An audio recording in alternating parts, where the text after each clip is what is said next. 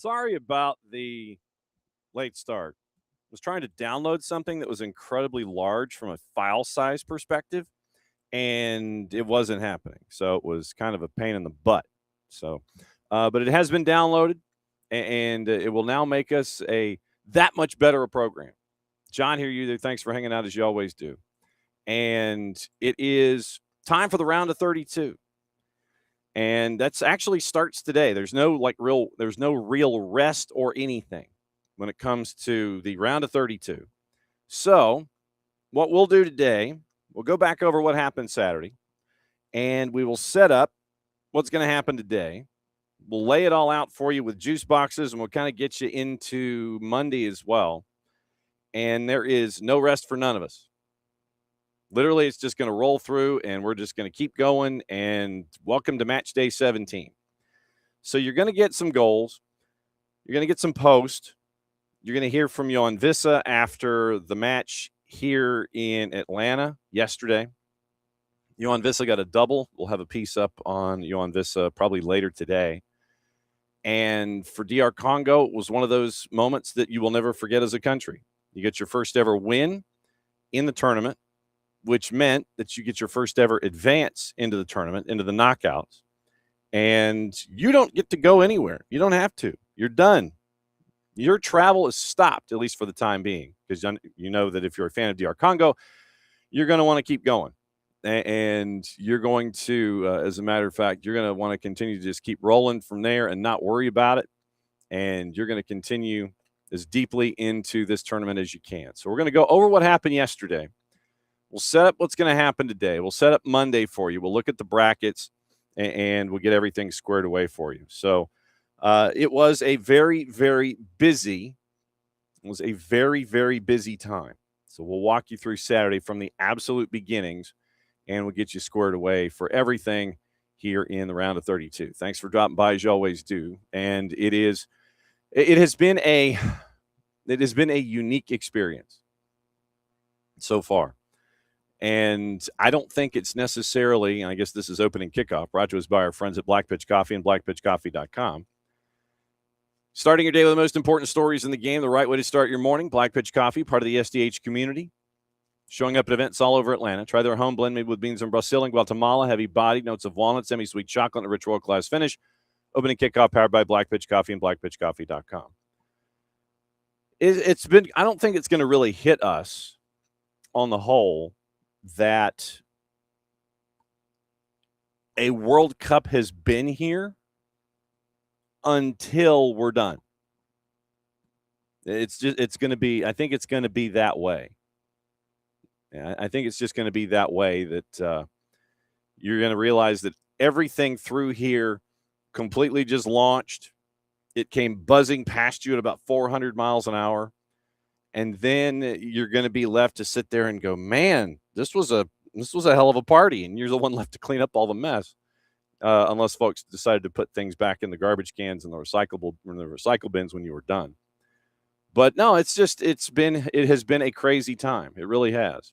And to catch your breath kind of on a Sunday where you have only one match, but it begins the knockout phase. That's kind of where we are. It has been a crazy ride. And obviously we are, incredibly grateful for the opportunity to do it and be able to tell all the stories and proceed the way that we have. We've got some stories up at soccerdownhere.net on the match yesterday at Atlanta Stadium and on Lumumba Vea, who regrettably was not able to attend because of visa issues coming out of Mexico, and the story that is attached to Lumumba Vea and history with DR Congo.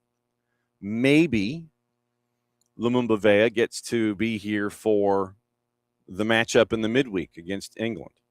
We'll keep an eye on that for you. But, early on Saturday morning, we were told through our sources that Lumumba Vea was not going to be available and was not able to secure the proper paperwork to make it from Mexico here to the United States. So we'll keep an eye on that one and see if Lumumba Vea can come into the country for Wednesday and the round of 32. So there are a lot of cool stories that are up. And I would recommend a couple of things. First off, go to soccerdownhere.net and subscribe to Morning Espresso, brought to us by our friends at Oglethorpe University. And we can't thank them enough for being great partners with us here at SDH. It is Jason's morning newspaper. And for anything and everything that you might need with all of your information that you need to get you through your day, you start there with the newspaper. You come here to us for SDH AM. You work through your day. You catch your matches. And then Jason has Atlanta Soccer tonight. And he will run through everything as we get you ready once again for the sprint that is the remainder of the tournament in, let's see, so I think it's 17 days in and 22, I think 22 out. So the 19th of July is the World Cup final in the Meadowlands. And we're going to be covering every bit of that for you going forward. So it's been fun to be able to do it, and it's been a blur to get us to where we are right now. Day started in a couple of rainy places, and it was, one of those elements where with group stage, you don't want to have anything happening where teams are kind of lollygagging their way through, and you kind of make sure that there's one ending as opposed to a true ending. Started out in two places, in Philly and in the Meadowlands. Croatia and Ghana were part of Group L. Croatia ends up with a 2-1 win. Goal by Sucic in the 31st was evened out by a goal from Derek Lukasen in the 73rd. Then Nikola Vlasic scored in the 83rd. Croatia worked their way through with a win. They took care of their business, and they wrapped up group stage with a win in match number 68. At the same time, over in the Meadowlands, you had a very, very wet England and Panama throughout the warm-ups and everything. And it took a while for the engine to get turned over for England in match 67. You end up with a goal from Jude Bellingham in the 62nd minute. 5 minutes later, you get a goal from Harry Kane. England takes care of business in New Jersey. 2-0 your final. Attacking numbers, England had 57% of possession. And what they do at FIFA in the World Cup is they register actually time contested as a third category when it comes to possession. So England had it 57% of the time, Panama only 1/3 of the time. The remaining 11% was regarded to be in contest. 2 goals on the board, both inside the 18.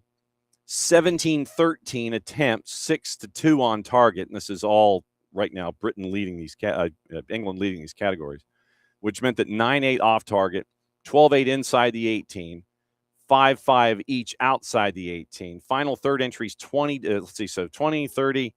So they're having me do math, and they do final third entries literally by channel. They go left, center, right, and then they go actually inside channels too. So 30, 43, 70, 27 final third entries came down the right-hand side for England. So 70 final third entries, 27 down the right-hand side compared to 13, so 33. So twice as many final third entries for England than for Panama in this match. Line breaks, 198 attempted, 150 converted for England, 93 of 171 for Panama. Yellow cards, 2-1 to Panama, fouls against 16, 13, 4 offsides on each. And looking at defending set turnovers, or forced turnovers, were 55-44 Panama, and pressing applied was 65 times more by Panama, 55 times more, 283 to 228. So that was the rundown in that matchup. Thomas Tuchel was asked after the match what he thought. Good morning, D. Graham. So Thomas Tuchel was asked after the match what he thought about what went down, and here's his response after the match. There's no buts. We had a difficult game. Everyone who watched this close from the sidelines saw the physicality of the game. We saw a team that didn't allow any chances in the first two matches. They conceded in 95th minute from a counterattack against Ghana. They conceded from a half chance against Croatia from 2 shots on target. We managed to score 2 and create half chances, and later in the match more chances.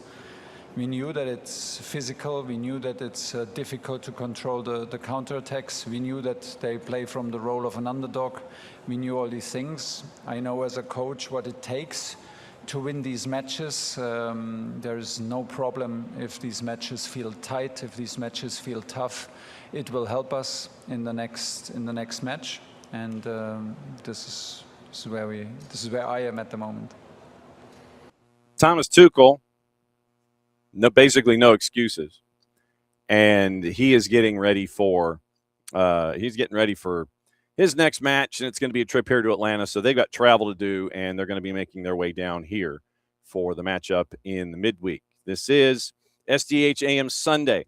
John here, you there. Thanks for dropping by as you always do. And we're going to take you through Saturday and break everything down for you and get you ready for the round of 32. So that was Group L. Group L was in the barn at that point. Then you got to kind of sit there and try to do a little bit of math. We'll kind of do math as we go. So then that got us to the 2 night games, Colombia, Portugal, and DR Congo and Uzbekistan. Understandably, we're going to be spending a lot of time on the DR Congo match with Uzbekistan since it was here in the SDH footprint. Colombia and Portugal trying to decide Group K. It was 1 versus 2 and 3 versus 4. Colombia, Portugal is at Hard Rock down in Miami. No goals at the end of 90 minutes. Possession 51-41 Colombia, 8% in contest. And then you had a bunch of goals on the board. You had a bunch of zeros on the board. Sorry, a bunch of zeros on the board. No goals. 24 attempts at goal compared to 13 for Colombia. 7 on target compared to 2, which meant that 10 were off target compared to 7. 15 of the 24 attempts for Colombia were inside the 18. So keep an eye out on that number as we get into the knockouts for Colombia. 7-2 on target, 10-7 off, 15-5 inside the 18, and then it was 9-8 outside, obviously. Final third entries, 31 and 14, 45. So 61 final third entries, a lot of work down the left-hand side for Colombia. 27 of their entries down the left. More even, but still down the left-hand side for Portugal. 20 of their 31 and 7, 38, 50. So 40% of their entries were down the left as well. So you had 27 of 61 and you had 20 of 50 on the day. Offers to receive more than 100 more for Colombia. 394 to 281. Attempted line breaks, a little bit of an advantage to Colombia, 184 to 158. Completed 139 compared to 121.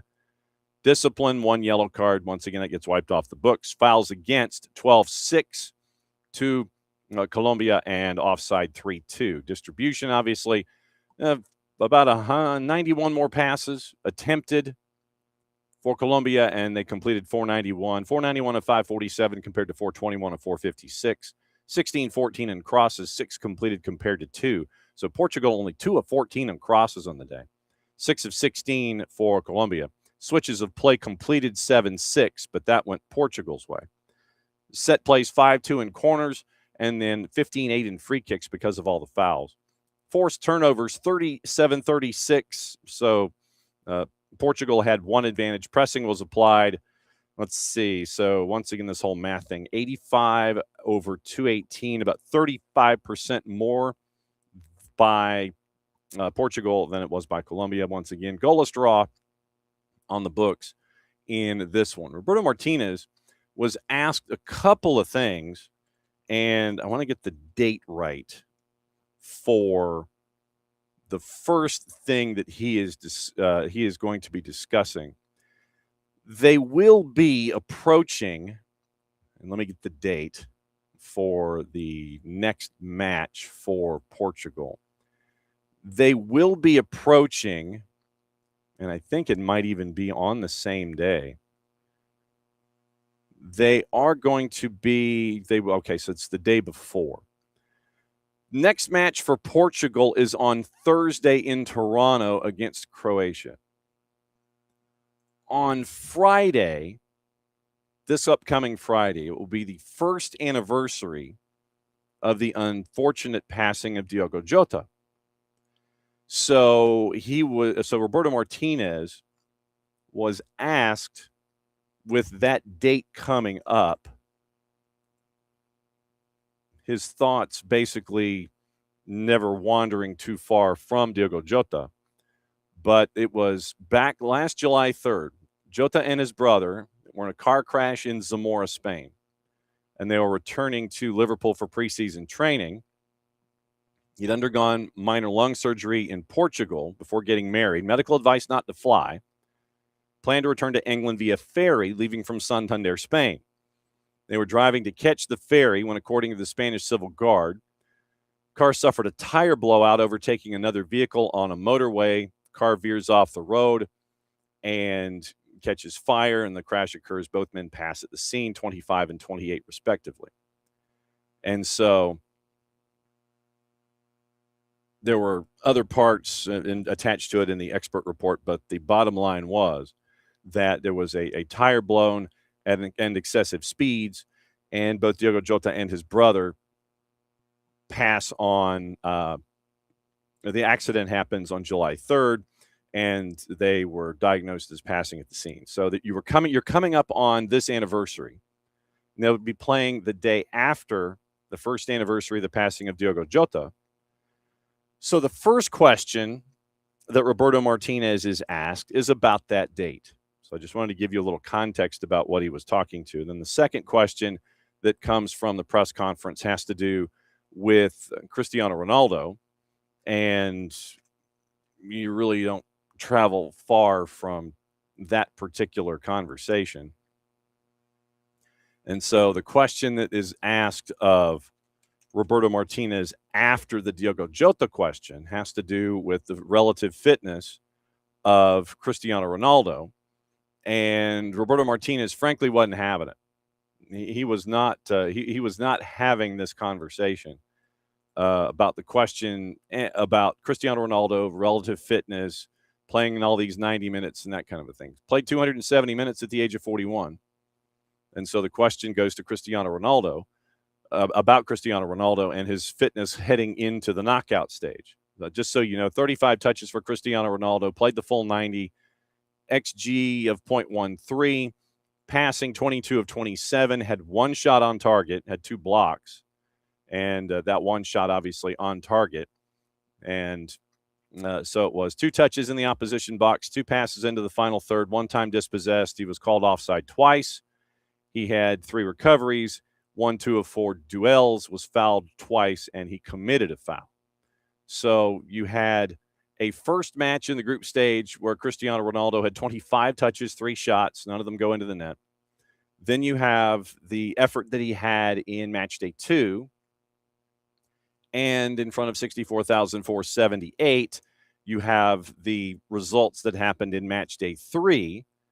And so, once again, with questioning being what questioning is, and the looping of thought patterns, if it's bad, you ask a bad question. Good, you ask a good question several days later. Bad, you ask a bad question several days later.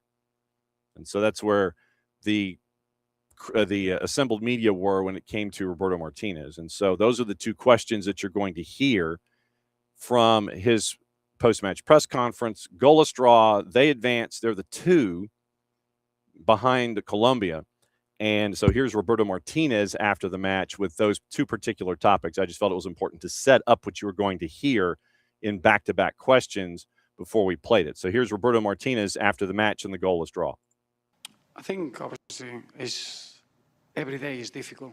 When you are training, there are always moments that Diogo Jota comes back into our memories. So I wouldn't say that the anniversary needs to be especially difficult. I would say that is a little bit of a celebration. I think we need to honor Diogo Jota. I think it's a moment to cherish that everything we started in this team started with him. We won the Nations League with him. He's probably the sign and the light of the biggest stimulation that we have. We want to win the World Cup for him.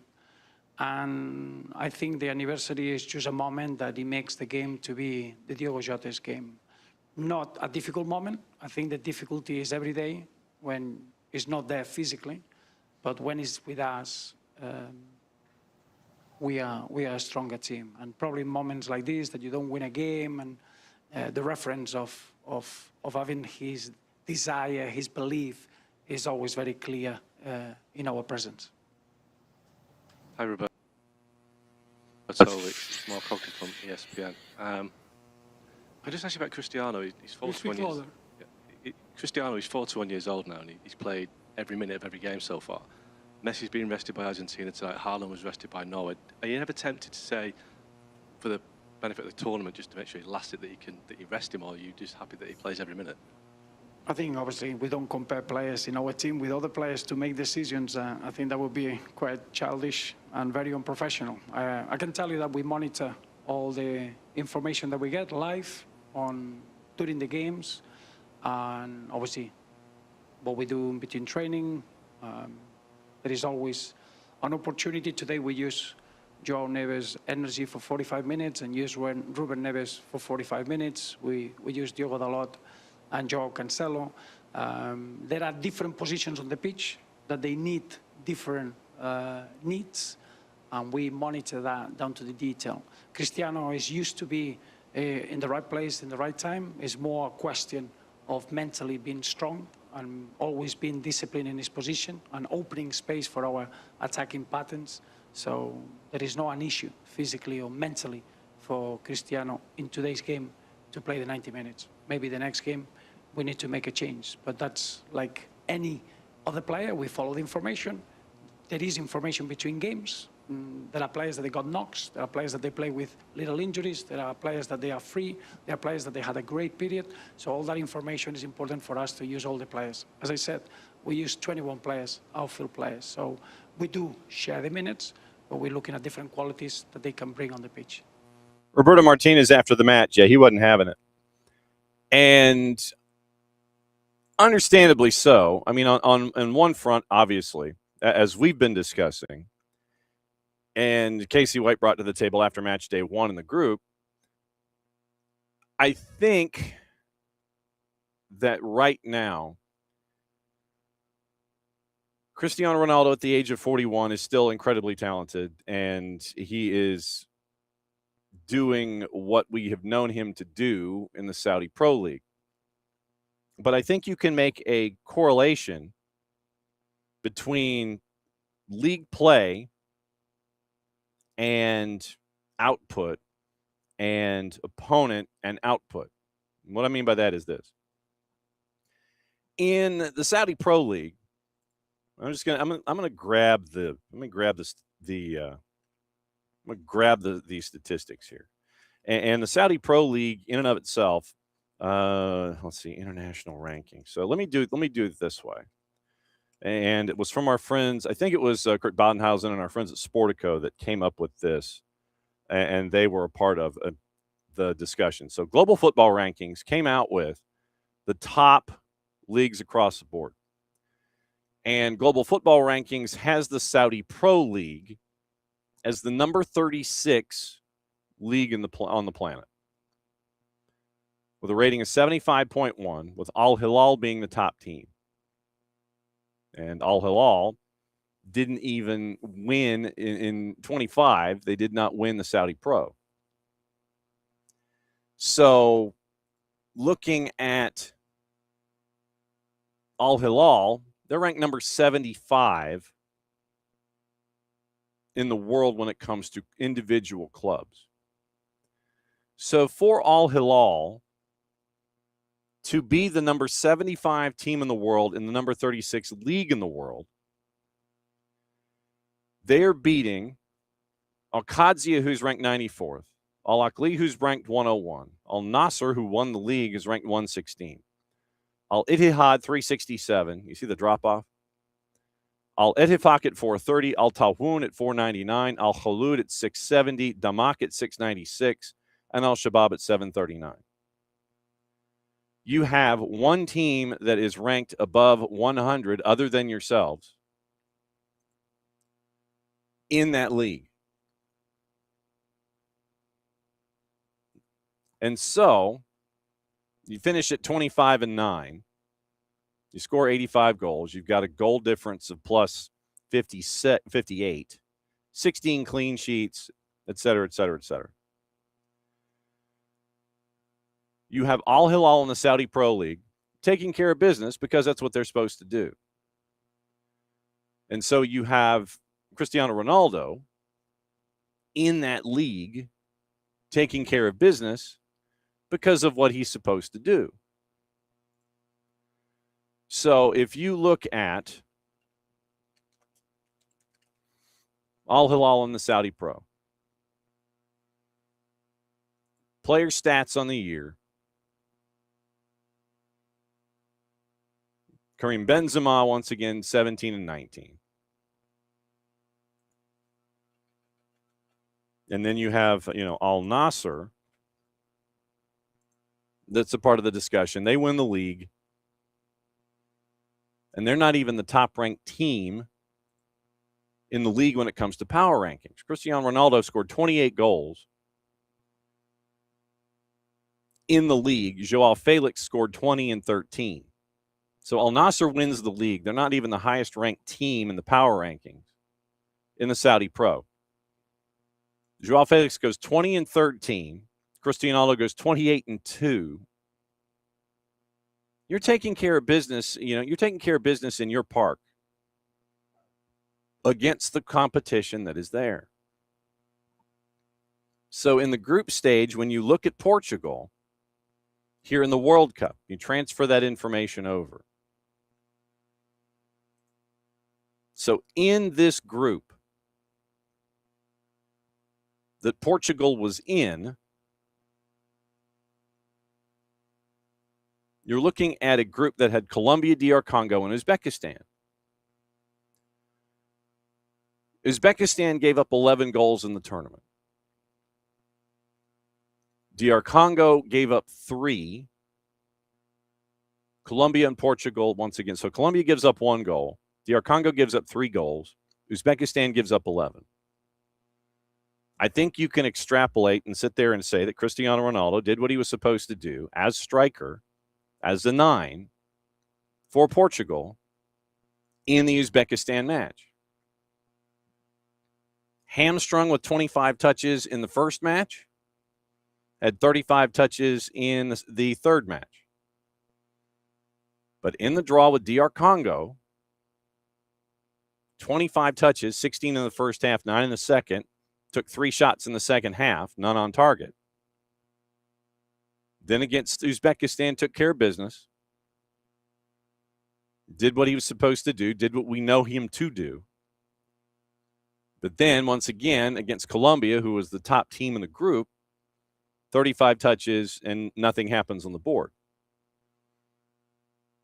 And so we're naturally drawn to this idea of, okay, if Portugal draws or loses and nothing happens with Cristiano Ronaldo, that it's bad for Cristiano Ronaldo. It's good when he takes the whooping stick to Uzbekistan, and it's bad once again when you don't do well against Colombia. And I think you're kind of selling those teams in match week 1 and match week 3 short a little bit in the group stage. But Cristiano Ronaldo can still do it against levels of competition at the age of 41. But when the defenses get tighter, right now, he's a drag. And it's not there isn't the level of contribution that you're seeing against higher quality competition. So I guess that was my major point. And it will be up to him to find ways to contribute in the knockouts going forward and learn from what happened in match week 1 and match week 3 as Portugal wants to continue to progress in this tournament. So, against certain levels of competition, Cristiano Ronaldo doing what we've known Cristiano Ronaldo to do even at the age of 41. The tougher the competition, the tougher it is for him to get untracked and for him to put numbers on the board. But there's a direct correlation there's seeming to be made by members of the media that he might be tired or what have you. I'm looking at it straight from a numbers perspective. And if Roberto Martinez feels that Cristiano Ronaldo is not contributing and that they need to have something done in a different way to advance in the tournament, that will be the big question. That was the question that we brought up with KCD after match week 1. Do you make that change? Because against quality competition in Group K, 25 touches, no shots on target, draw. 35 touches, no goals on the board, draw. Against Uzbekistan, obviously, then he gets the numbers that he gets. But I don't think that there is a correlation, especially with the physios and the attention that he makes to his diet and such. I don't think that there is you're going to be monitoring Cristiano Ronaldo as Cristiano Ronaldo. Going back to Roberto Martinez's point, we're not going to compare him to a Messi when it comes to rest. We're not going to compare him to Haaland when it comes to rest. We're going to use our own physios and numbers and equation crunching, and et cetera, to find out whether or not we need to have him playing or not. One of the most physically fit human beings at the age of 41, I'm sure that any of us have ever come across. So it's going to be up to Cristiano Ronaldo and the physios as to if he's good enough for 90 minutes.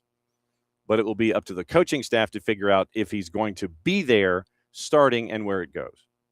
So the idea that they were trying to draw some kind of a correlation between one or the other is, it's an unfair comparison. Teams have their own ideas when it comes to their star players and what they can do and manage. I think it's more of a question of getting him untracked and figuring out his usage position-wise, as we saw in match week 1, trying to get yourself engaged, and you were colliding with other teammates and thought patterns and such. So it's two separate conversations that folks are trying to conflate into one, and Roberto Martinez wasn't having it. Understandably so. I think the larger question is, what can Cristiano Ronaldo do and where can you put him to have the best output for Portugal going forward? If you have him at the 9, then what do? Does he turn into a distraction and draw folks to him to where you have others eventually open? We'll find out on a case-by-case basis as Portugal tries to work their way through the tournament. And like I said, we'll look at the bracket. It's going to be fun to see how things continue to orient going forward. So that was Group K. Group K wrapped up at top at 1 and 2, Colombia, Portugal, 7 points and 5 points. So going into the 3 versus 4 in Group K with DR Congo and Uzbekistan. DR Congo needed a win. They were at 1 point with 1 draw. They needed a win because then that would put them at 4 points. That would put them at the top of the discussion when it comes to determining top teams finishing in the 8 that would advance to the knockouts. 1 point, 2 matches. It was the draw with Portugal. They would lose to Colombia 1-0. So once again, tight defensively. Then Uzbekistan came in. Once again, they had given up 3 to Colombia in round number 1, in match number 1, and then they gave up 5 to Portugal in match number 2. So if Uzbekistan and Fabio Cannavaro was going to do anything, it was going to be upsetting the apple cart, and DR Congo would not be getting in. So any kind of a result, if it was a draw, both of them were out. If it's a win for Uzbekistan, both of them are out. If it's a win for DR Congo, that's what they needed to advance, and it would take them a while. Early out of the blocks, you end up with an opportunity in the first 30 seconds, and you've got to give Fabio Cannavaro and Uzbekistan a lot of credit. Much like Haiti in match day 3, It was just Katie bar the door. We're going to come running at you. And we're going to try and run you into the ground. Chance in the first 30 seconds. Shomurodov had a chance in the 10th minute. And then that would put it on the board in Uzbekistan's favor. So you get that goal, chipping the keeper from the left. 1-0. You had an opportunity in the 17th to equalize, and it was no goal still in the 17th from there. And so Uzbekistan in the first 45, they were making it difficult for DR Congo offensively. Pressing at them, running at them the whole time. And it would take a while for DR Congo to kind of get things all reoriented.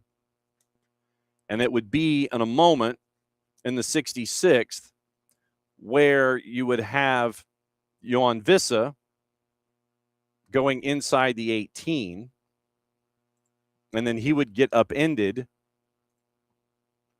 and he would take the penalty himself to try to equalize. And it was an easy call for Felix Dwyer of New Zealand. But it would be an opportunity for Johan Vissa to close the door himself, and he would do just that. And here is once again that goal, the Vissa PK that would equalize things, DR Congo and Uzbekistan, brought to us by our friends at Telemundo Deportes. 66th minute, so 24 to go, and it was an opportunity for Johan Vissa from the spot to equalize. La indicación de Felix Dwyer. Wissa le pegó. ¡Gol!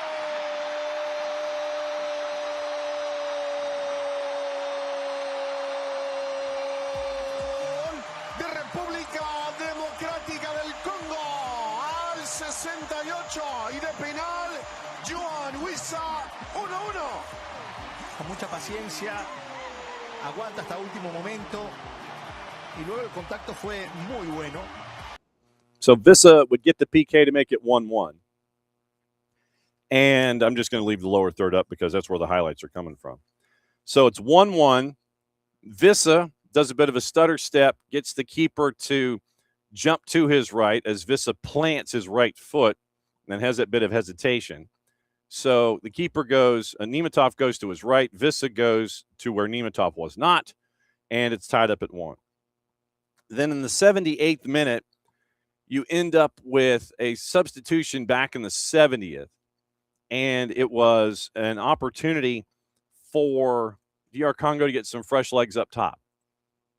And they certainly did that. Fiston Mayele came in the 70th minute, I believe. And it was an opportunity for him 8 minutes later to get the equalizer. And it was, once again, a great piece of imagination as he's going to his left. He's going to the near post. Nemitov comes out to try and defend it, and Mayele just kind of pops it up over. Nemitov goes into the net to make it 2-1. And then once again, you have Uzbekistan chasing and chasing and chasing. And at 90+1, Johan Vissa puts the game away with a brace. Here is that call from our friends at Telemundo Deportes. ¿Cuánto más vamos a jugar, Pablo? Mayele. Remate cruzado de Mayele.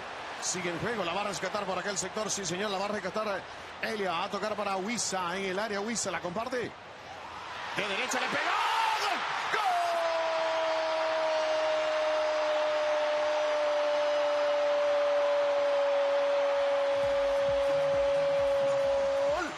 De República Democrática del Congo. Al minuto 91. La figura. Johan Wissa. Doblete. 3-1. And it was a double. 3-1 would be the eventual final score.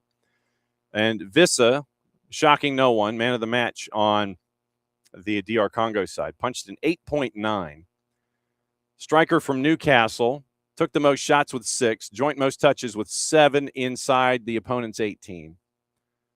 XG of 1 1/3, XGOT 1.39. 17-19 passing at 89%, 2 shots on target, 4 off target, obviously shooting accuracy at 2 of 6. 40 touches, had the 1 big chance missed, 7 touches inside the 18. 4 passes into the final third, dispossessed 3 times. Defensively, he did have a contribution, had 1 clear. It was cleared with his head, 3 recoveries. Duels, he was 3 of 8 on the ground on the day, fouled 3 times, and that would be the difference in the 3-1 win. After the match, Johan Vissa was asked about the match in and of itself and what he thought about this piece of history. And so here is Johan Vissa in the mix zone after the match. Yes, it's been such a crazy game. We started very badly, very poorly. I think it's because of the weight of our shoulders. But after the goal, we managed to just stay calm, keep the heads up. And after that, at the halftime, the manager changed some positioning. And I think we had so many chances to score more goals. But the penalty came at the right time. And when you have the penalty, you have to score. It's not easy, especially at this moment. But when I scored the penalty and we scored the second goal, now at this moment I knew that we're gonna win. But yeah, I scored the third goal, so yeah, I'm so proud. I'm so proud, and so tonight we're gonna try to enjoy, and that's true. That's England next. It's gonna be a different game, a tough game against a top player, top opponent. We need to enjoy this kind of game. We deserve to play against England, one of the best teams in the world. So yeah, I'm looking forward to what's coming next. Looking forward to what's going to be next. Johan Vissa after the double. 3-1, DR Congo advances. And once again, the win put them at 4 points. It was just going to be a matter of where they were going to be in the third-place teams. And so the math would have it that they are going to stay here, and they're going to be facing England in the midweek, noon Eastern time on Wednesday. So DR Congo over Uzbekistan. And then after the match, Fabio Cannavaro was asked about the run that his team was on here in the tournament and what he thought about the match in and of itself. And so here is the Uzbekistan head coach Fabio Cannavaro after the match in the evening press conference at Atlanta Stadium. The first half we spend a lot of energy. Because in the modern football, if you want to be intensive for 90 minutes, of course it's difficult. Since we arrived here, we try to improve our players, and to be honest, until today, our physical performance was good. But also today, because we're starting very well, how we prepare the game. They compete, they try to score first, second goal. But the problem, we stopped to play. And I told them, if we don't control the ball, because the first time, I told them even that the first time after 3 against 1, we want to shoot the long ball. 5 against 3, we want to shoot long ball. Like that is difficult, because you lose energy, you lose confidence, and of course the team you have in front is physical, is very strong, and in the second half, they after the first our mistakes, the first one, we consider the penalty. But I'm happy because they show what we can do. So for me, it was really important today, this kind of performance. Of course, the three goals is too much. I don't. Even if I draw, I don't feel good. Imagine with the 3 defeats. So, and I feel sorry for them, because they deserve to have a different result. Fabio Cannavaro after the match. And Uzbekistan, you give them an immense amount of credit for what they were able to do. Very young team.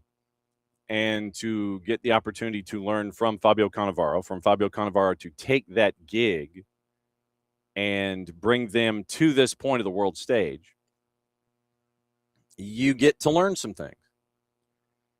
And I think that's the one of the larger notions to take from this. I know that there are some folks that are going to want to ish over an expanded field of 48 teams. And I get that. I would ish over it more, and it's coming when it gets to 64. You're going to hear the whole thing about, oh, it's like, the basketball tournament and all this kind of stuff. 48, I was initially skeptical, but in teams 33 through 48, you had some opportunities to expand your knowledge base. We'll get into the percentages and the folks for the teams that were submitted and the regions and their percentages heading into the knockouts here. But for every, and I won't say for every, but for in our discussions and learning about the tournament in and of itself, you were surprised by a Cabo Verde, you were surprised by a DR Congo, unless, of course, you were probably our friend Allie Howarth, who gets to see all this firsthand. They come up and bite folks. It's a shock of shocks. But then you have an Uzbekistan who comes in after qualifying through Asia, and they end up with 3 straight losses. So there is this give and take in our informational set where some regions are expanded and their number of clubs are expanded into the World Cup, where we're reminded about growth of certain parts of the planet, and then there are others where we're reminded that growth still needs to occur. But Uzbekistan and Fabio Cannavaro love the fact that they were here in the tournament, and they are as much a personification of the expanded field in a good way as it is from what we saw from the teams from the African continent. So big props to Fabio Cannavaro. And by the way, there was this concern of butts in seats. Don't know what it was going to look like. But you end up with, once again, another sellout at Atlanta Stadium, 68-239. And like I said, there might have been empty seats. There might have been some singles here and there. But it was a packed house. And it was a packed house from the second they opened the gates. I think it was 2.5 hours before the match started. So 5 o'clock was when they opened the gates. Place was packed. Both fan bases represented well. They embraced each other. The neutrals were in the building. I saw folks wearing Colombia jerseys and Mexico jerseys and U.S. jerseys as much as I saw DR Congo represented and I saw Uzbekistan represented.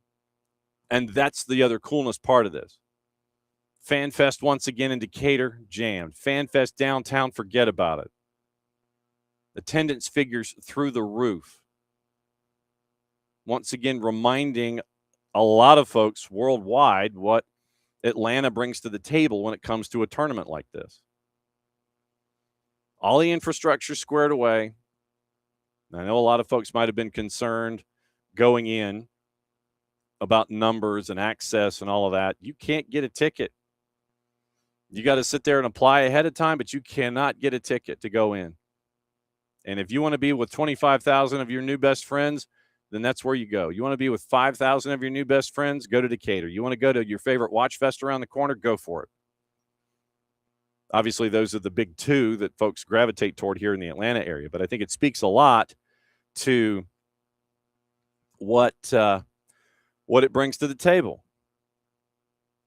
And it's been fun to see what we knew here in this footprint and what the rest of the world is learning. Morning, Abby. We celebrated, Frank, and Abby brings to the table the question of the birthdays. Since mine was Wednesday and she was out of town on business, and I had the match last night, she had a day yesterday where she went and got full massage, and she just kind of got to have a day to calm down, considering that she was in DC on business for the first half of the week, and we celebrated collectively our birthday. We kind of split the difference and had it Friday night. So we did our thing Friday night. We went to our restaurant. We did our thing because of Wednesday, Patty coming back into town, and then yesterday, me being downtown. We found a date in the middle, and it was Friday. So 25.5/26, that was when we celebrated. And today we're probably going to just do it by not doing a bunch of anything. And we'll get into what we're watching later today. It's going to be Canada and South Africa. We're going to hear from them in a bit. Yeah, and Abby, this was one of the things that, and Abby brings up a point about the fan fests. Atlanta is having to do their own publicity and put out their own photos because for whatever reason, outside of the coverage that we give it here in this footprint, it's Kansas City and 3 others on a quad box. No offense to Kansas City and our friend Nate Bacady, but I think if you were looking for great visuals, you would look at the Fan Fest downtown in Atlanta and see it's wall-to-wall people, and that would be just as good a representation. You should add that to your stacks, but for whatever reason, it is not in the quad box from the local United States rights holder. Like I said, I don't know what goes into the thought patterns of it, but not seeing Atlanta in a quad box, and Abby, yeah, they are in the P&L district, and so it's probably the size of, and if I extrapolate here a little bit, it might be a little bigger than, it might be 10,000, I'm thinking. I'm just trying to sit there and compare it to the visual I have of Decatur and apply it to what we're seeing at the P&L district in Kansas City. I mean, don't get me wrong. Great visuals. The fact that they had 4 teams in the area. What we saw from Lawrence, Kansas, we're referencing our friend Daniel Sperry from the Kansas City Star. So, you know, that's the part of the prerogative. And, well, and that's the other thing. The international feed, this is one of the things that has also come up. Abby's going with the director thing. I think that in halftimes and pre and post, the local rights holders have their own cameras and they can go in their own places should they see fit. And that's what you're seeing in the quad boxes with crowd graphics and such. I don't know if the HBS, the host broadcast service, has a camera in, as a matter of fact, I don't know that HBS has a camera in the Atlanta Fan Fest. That would be another question, because if they don't even have a camera there, then you can't show it. But to Abby's point, it is a director choice from what's available, and the international broadcast, the host broadcast service is punching out the game feed, and the rights holders do not have their own game punchers in trucks. They are at the mercy of the host broadcast feed, and if the host broadcast feed / FIFA sits there and sees Edward Norton and Brad Pitt having a conversation in Los Angeles, that's where they go instead of focusing on the action, which is, I think, selling your soccer audience short. And I don't know if the host broadcast service allows for local rights holders, if they want to invest in a product, to have their own truck, their own crew, and their own punching. You're at the mercy of the host broadcast service here. So whatever the folks in Switzerland have done in assembling their crew, you're at the mercy of that. And so FIFA has stuff that they mandate, and I know you're bringing up the commercials, but FIFA has stuff that they mandate in their broadcast. That's why you sign the deal on the line, which is dotted, so you can broadcast the matches and broadcast all the content. There is FIFA mandated content. FIFA gets X number of spots with their products and their prime grade A sponsors. You got to run those. That's part of the deal. But the host broadcast service and their punching of the game and the crowd shots, I don't care about Paris Hilton. I don't care about Brad Pitt and Edward Norton. I don't care about the celebs. I really don't. But you're at the mercy of what FIFA and their host broadcast service are punching on the broadcast. And so you'll hear, no matter where you are, you will hear the broadcasters kind of talk their way through it.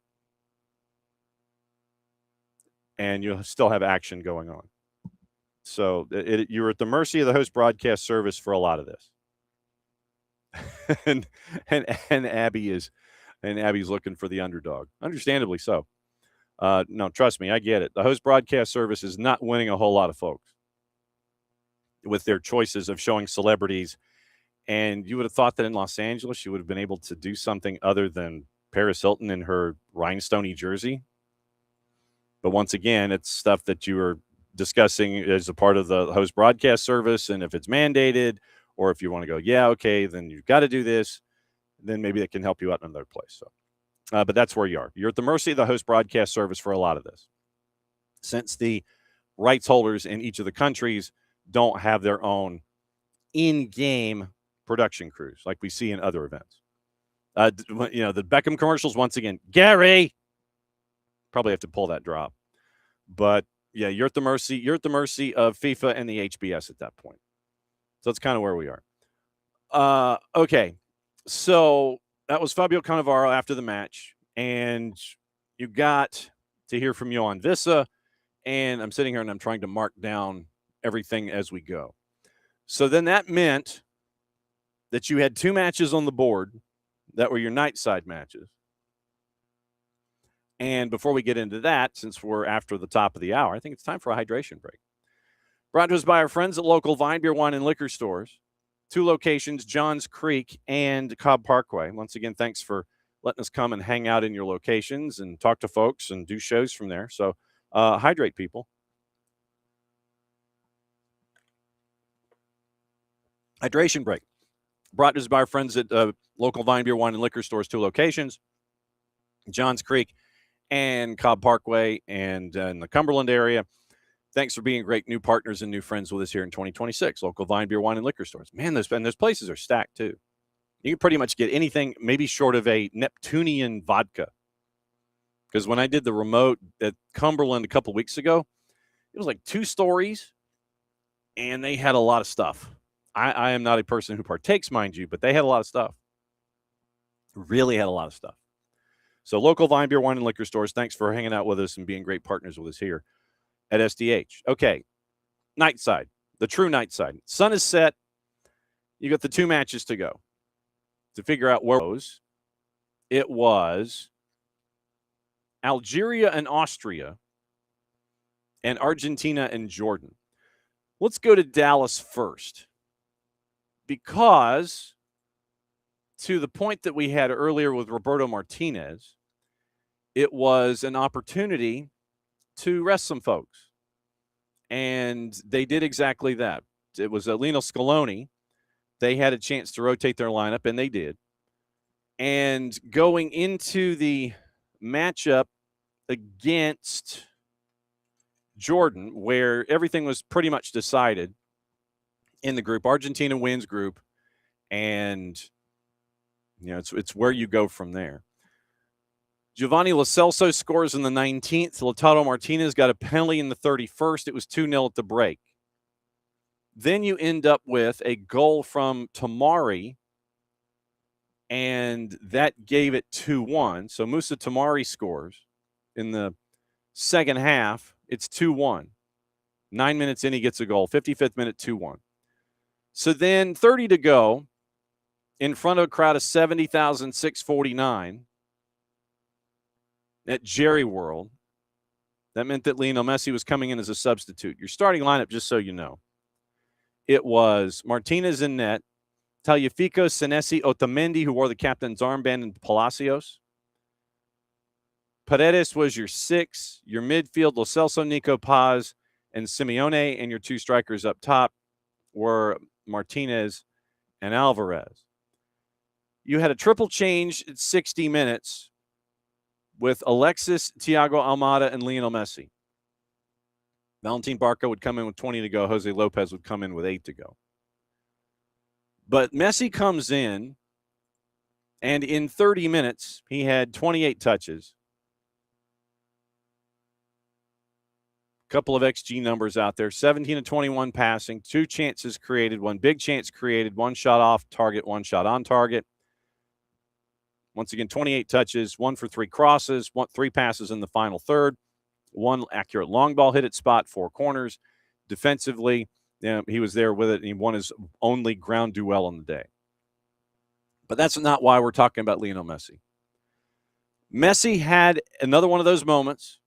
10 minutes to go, 2-1 game, and you end up with this moment from Messi, and we're going to have fun with this one. First and foremost, here's the version from our friends at Telemundo Deportes and FIFA. El arquero de Jordania está regalando un poquito más el lado izquierdo. Lionel Messi, aquí está la pulga biónica, golazo.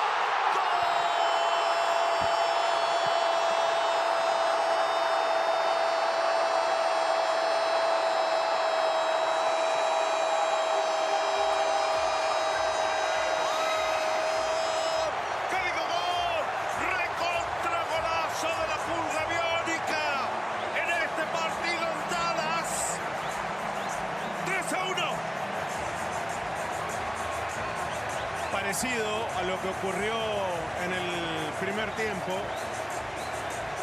Floja respuesta de Yacir. Una pelota que ingresa casi por el centro del arco, pero con el arquero tapado y a contrapierna. No tiene reacción. Una vez que da el paso hacia su izquierda, está totalmente burlado. So that was the Telemundo version.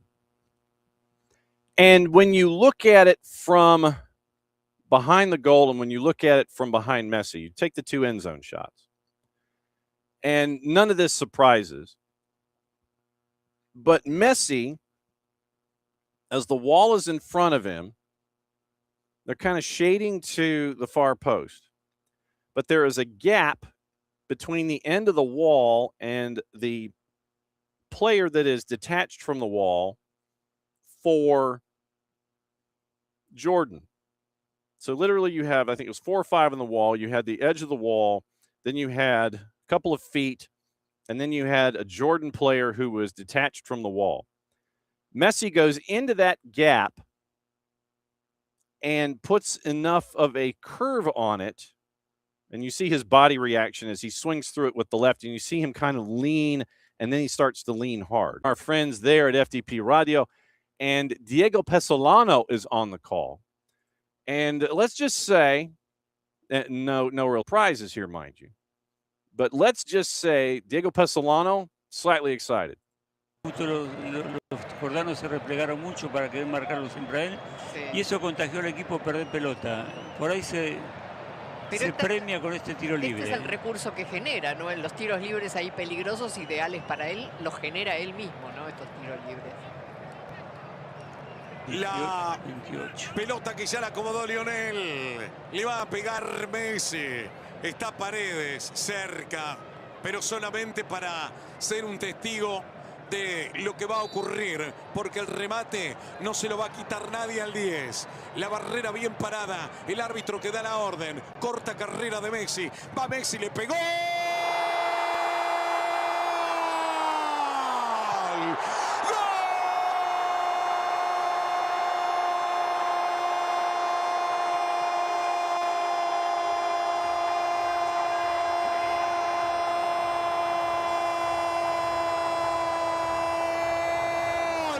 De Argentina, lo hizo Messi desde el cielo donde mira el 10.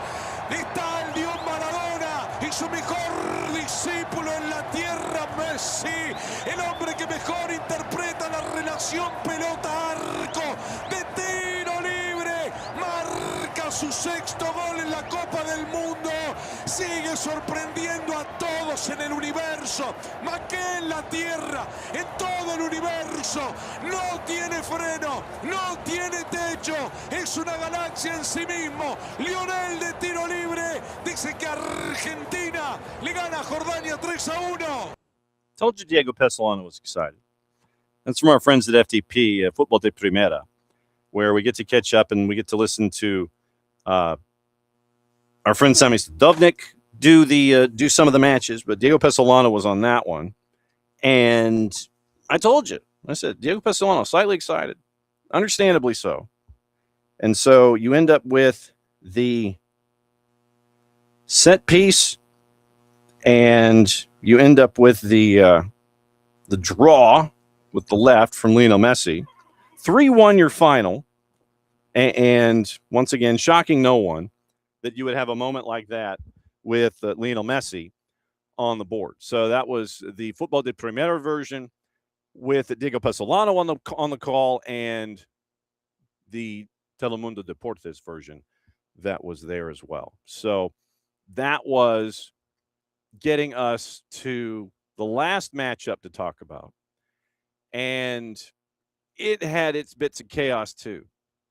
And nothing like a game out west, well, in the Midwest for Algeria. And for reference, our friend Daniel Sperry at the Kansas City Star did an article about and I want to get this I want to get this correct, and it has to do with an article that Daniel put together for the Kansas City Star, having to do with the history that is attached to this particular matchup as it was going in Austria and Algeria. And we'll get you into the match in and of itself. And if you go to Daniel's timeline, Sperry Daniel 94 on the Twitter, it was one of those matches that you really need. If you have a way to go back and watch matches, I would say, in addition to the beginning of the knockouts, since this happened as one of the two late matches last night, if you have a way to go back and watch this one, go back and watch this one. So for the Kansas City Star, going back to a story from 1982, the disgrace of Gijón, and it has to do with Algeria. And they were looking for, the Algerian fans, they were looking for something that would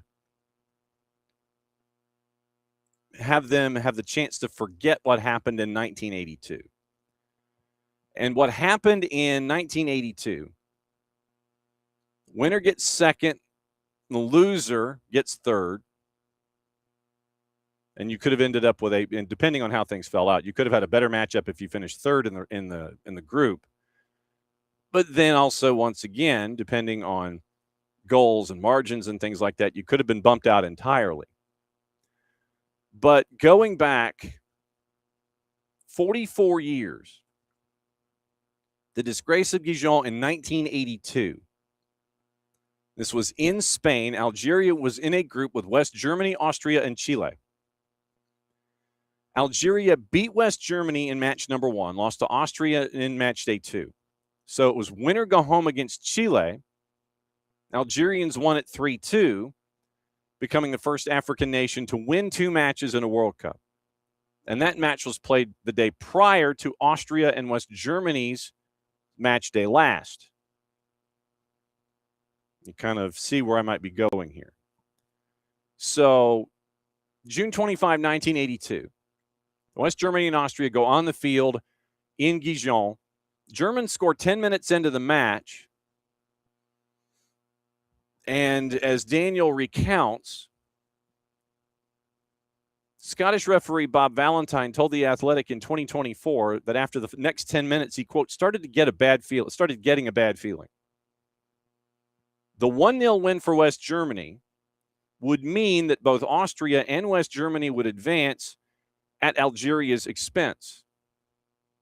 George Vesey, the venerable columnist for the New York Times, He was there in Gijon, and his column said, quote, "It is impossible to prove that the two teams worked in tandem," but he also said the match itself worked as evidence. Quote, "West Germany made more kicks backward than forward after its goal. Austria, having nothing to lose by a 1-0 defeat except pride, sacrificed all that by not attempting to penetrate the West German ring around the rosy." For American fans to understand the slowdown employed in the match, picture North Carolina's basketball team going into its four-corner stall after 10 minutes of a tournament game to help the opposition advance also. And there was another incident that happened later in the tournament that caused FIFA to do what they do now with group stage games. Match day last in group, you go off simultaneously. So you don't have matches staggered by a day, so you don't tank, so you don't sit there and, act unaccordingly to what people are used to seeing. That's why, because of what happened 44 years ago, involving Algeria and Austria and the disgrace of Gijon, that's why we have match day last as match day last in its structure. So Algeria and Austria in Arrowhead for the last group stage matches in their group had all of this context attached to it going back to 1982. And for your required reading, it's Daniel's piece about the impact that it had, meaning back in 1982. And what could have happened in a matchup at Arrowhead in match day 3 with these two sides. And so Daniel does a great deep dive into the residents that are there who are of Algerian descent who live in Kansas now, and what it meant to the entire fan base that he was able to touch leading into this matchup. And so the thought was posed by Daniel, could Algeria exact revenge? Any chance at revenge against those who participated, obviously with players in their 60s or older? Could you have had a disgrace of Kansas City? Draw between the two would see likely. I was going to say likely both, and tried to jam the words together. Likely both go through to the knockouts. Depending on the results, third place might not advance. Algeria had a goal difference of -2. A win would mean second for either team. Third place could get a weaker opponent. Second place would most likely get Spain. This is leading into it. This is what Daniel wrote leading into the match.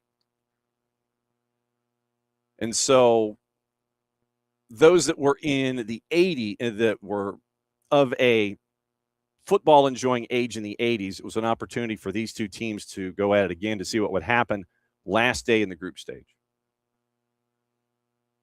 And then you had a match that was absolutely crazy. No shock there. So in Group J, you're trying to determine who's going to be the 2 and the 3. So you end up with Marko Arnautovic scoring in the 28th to make it 1-0.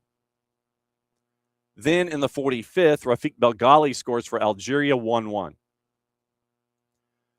Marcel Sabitzer scores in the 55th to make it 2-1 Austria. Riyad Mahrez scores in the 60th to make it 2-2. And so if you have, like I said, if you have the capability to go back and watch this match, tell you what, I'll cut you a deal. Go back and watch the last 30 minutes plus stoppage time. It's 2-2 at that point. And yeah, I know I'm going to spoil a bit of the ending here, but go back and watch the final 30 minutes and then the added time, the stoppage time, because of just how off the rails it got. You get into the 90 minutes.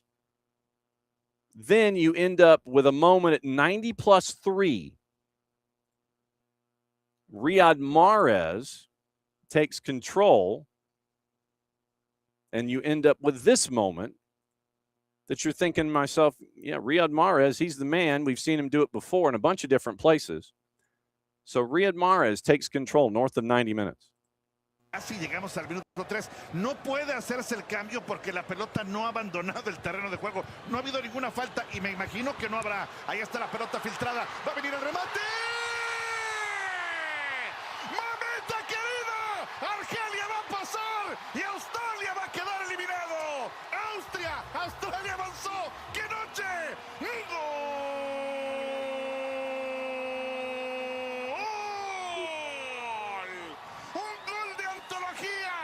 Un gol que marca Riyad Mahrez, un gol que marca el 3-2 que vengará a el verde de lo sufrido en la eliminación de 1982.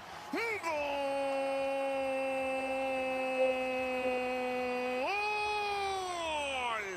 Riyad Mahrez, 3-2.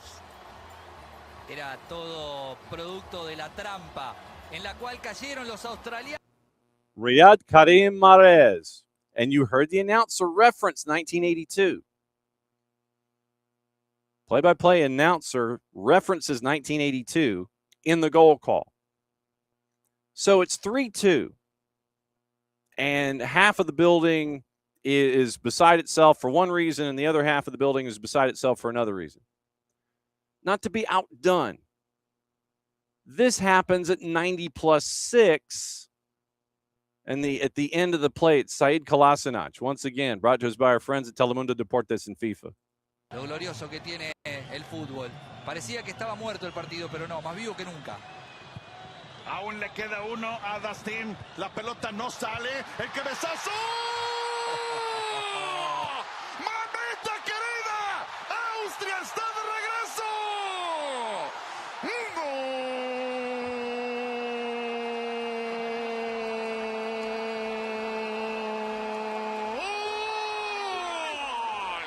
¡De Sasa Kalajdzic!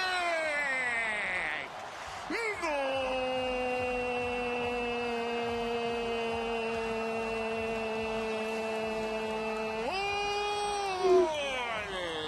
¡Gracias! ¡Thank you! ¡Dankeschön! ¡Merci! ¡Vaya noche! ¡Adentro sigue Austria junto con Argelia! 3-3. That would be how it finished.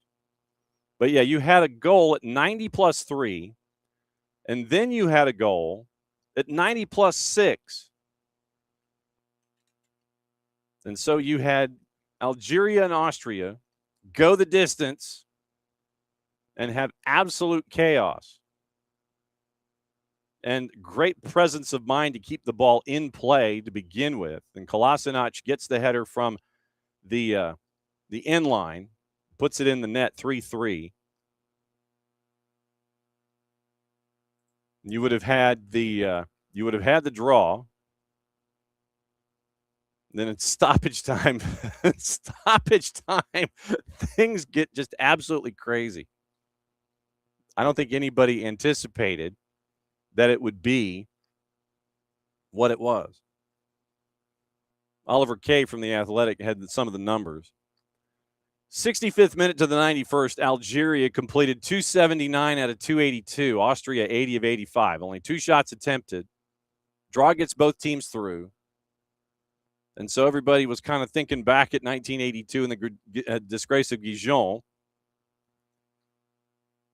Then in stoppage time, you end up with what we saw from what it ended up with, Mahrez and Kalajdzic.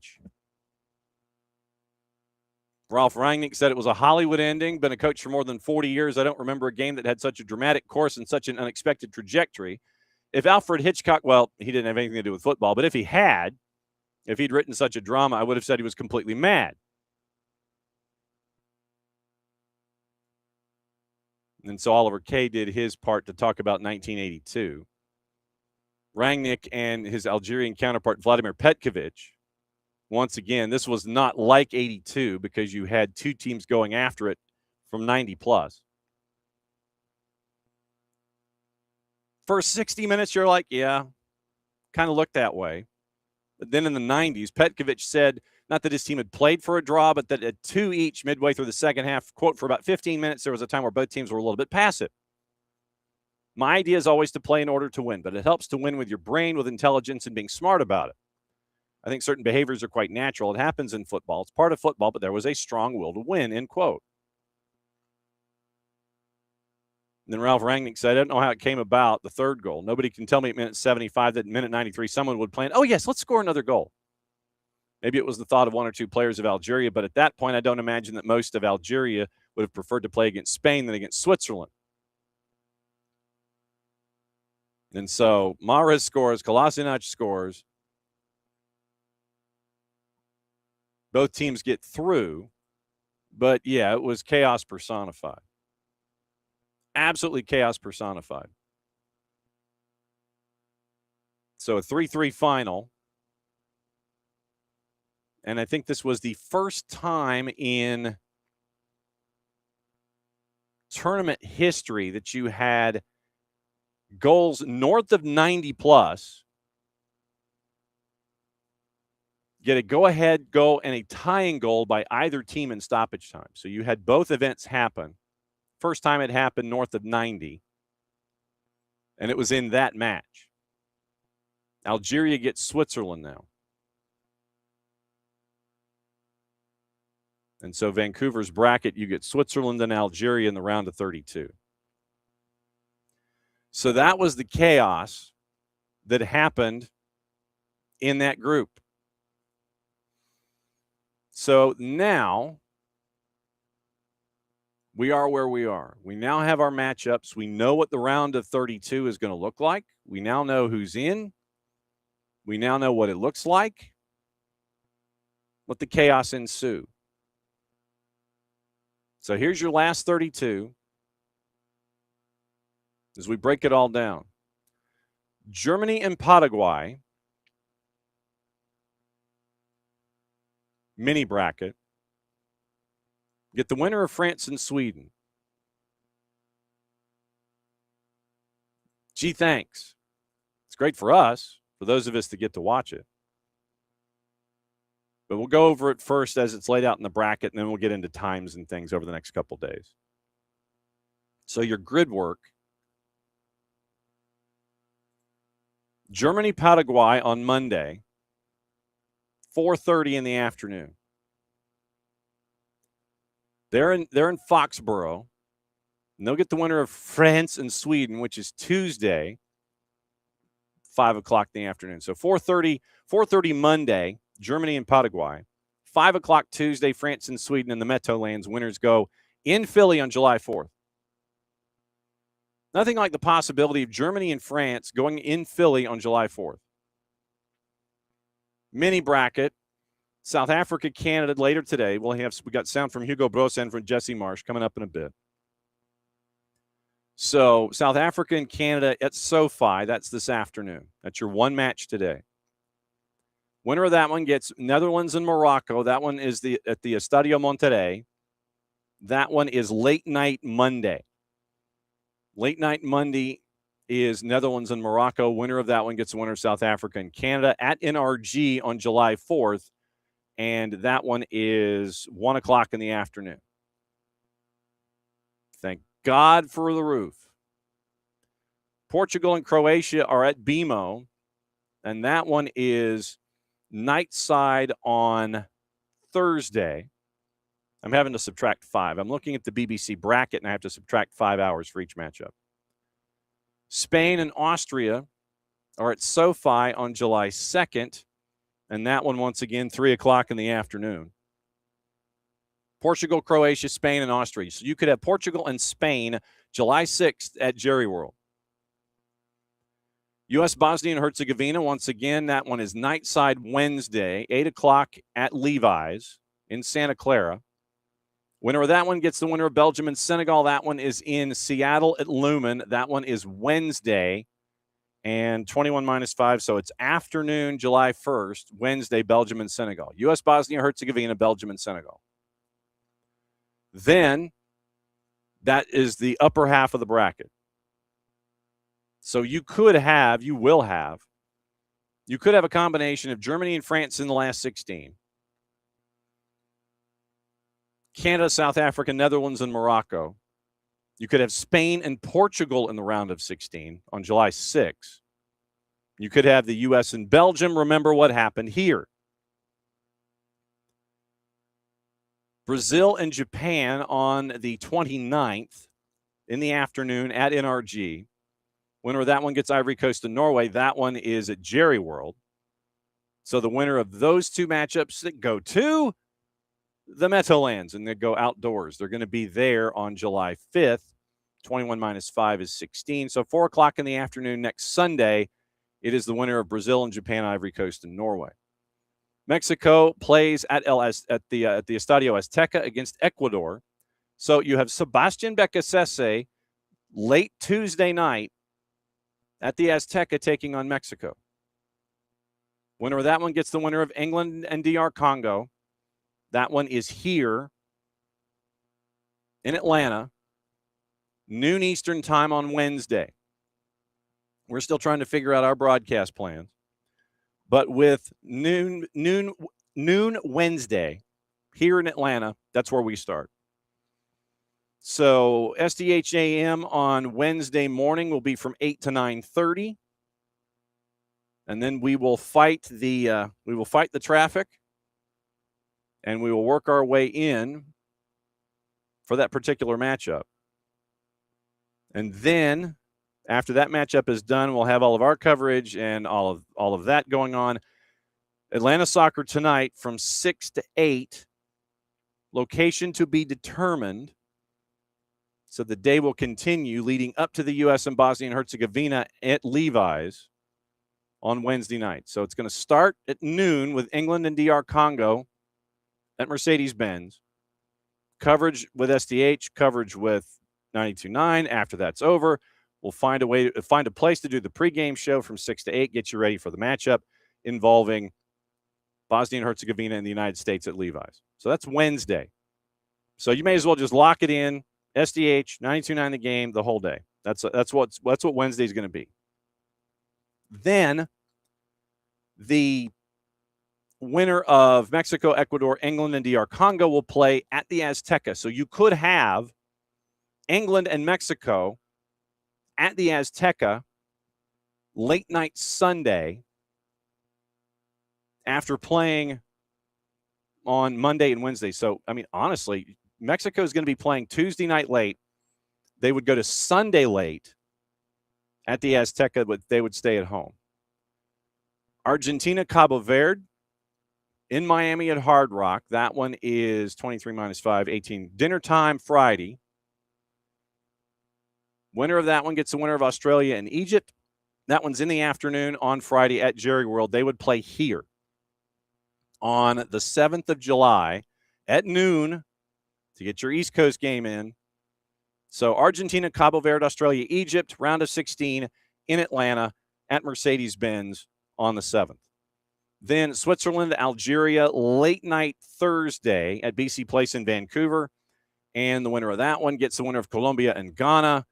Colombia is going to have to put up with a big defensive effort from the Ghanaians. That one is at Arrowhead. So Switzerland, Algeria, Colombia, Ghana, that mini bracket goes to BC Place. And that is where Switzerland can stay as they continue to win. So that was their home base idea. And so that is the round of 32 and the round of 16. So getting you into your juice boxes in these matchups. I said the one matchup today is with South Africa and Canada. And you guys have juice box numbers. Come on now. You know, we try to, play nice. And then, of course, you sit there and you're looking for juice boxes and they don't give them to you. Come on now. Let's see. Let's go here before they blow the thing up. All right. So South Africa and Canada is today. And right now, South Africa is a plus 475. It has gone up to that number. Draws a plus 260, 90-minute draw. And Canada is a minus 149. This is the first matchup in round 3 of the Medio. So right now, next 7 days, you're going to be in the Medio. This is match number 1 of that. So when I'm done here and we go off the air, I've got to fill out the remainder of that bracket. If I could find that sheet of paper, because I know it does exist. So the Medio does exist. I needed another matchup or two. Oh, it's over here. Wrong pad. So I have 1, 2, 3, 4, 5 and a tiebreaker. I needed 3 more matchups. Now with the grid full, I can do that. But the Discord, and I've got to post them. So I have to post them. But South Africa and Canada is the first match in the new week of the Medio. And that's going to be posted to Discord after we're done. So that is the rundown there. Also in the knockout stage, we'll go tomorrow. We won't go too far. So you have the 3 matches tomorrow. Brazil and Spain at 1 o'clock. Brazil's a minus 149. Draw is up to plus 275. Japan is a plus 425. Brazil has won 6 of the last 7 in the head-to-head, by the way. Germany and Paraguay is at 430. And in that matchup, Paraguay is a plus 900. 90-minute draws a plus 400. Germany is now up to a minus 303. And then the late game on Monday, Netherlands and Morocco, and once again, we'll check and see as these change. The Netherlands are up to a plus 120, draws a plus 220, and the Morocco number is a plus 260. It is down to plus 260, and so that's where we are with those numbers. So today, after the chaos and the crazy, it is the matchup with South Africa and Canada, 3 o'clock this afternoon, and it is at SoFi. And apparently, according to our friend Christian Jack, the flights from Canada, specifically from Vancouver to Los Angeles, are nothing short of, the word he used was extortionate. So people are driving from Vancouver down to Los Angeles. And I have a couple of sound bites here. The first one will be from Jesse Marsh. And it's from our friends at One Soccer.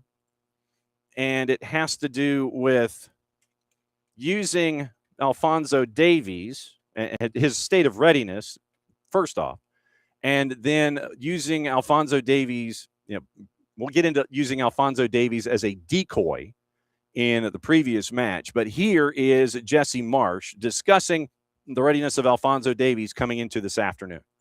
You know, when Alphonso had mentioned that he wanted to bring a personal trainer to help in his rehabilitation, I was fully supportive of it, and I think it's really important, especially when you're the level of athlete that Alphonso is, having somebody who knows specifically what the demands of your body are, and I think he's been a huge help to Alphonso, and we see him now in great form and great fitness, so I think he's more than ready for tomorrow. He's a big X factor for us because he's such a big talent. He's very explosive in transition moments. He's also a good footballer, so the things that we can do, whether, and again, we've talked about using him from the left back position, which I've done more primarily with him, but then maybe also using him in the midfield, and even when we use him at left back, to really make sure that we're using him in an attacking manner so that we get the most out of him defensively and attacking wise. So there's a lot of dynamic qualities that he brings to the team that make us even better.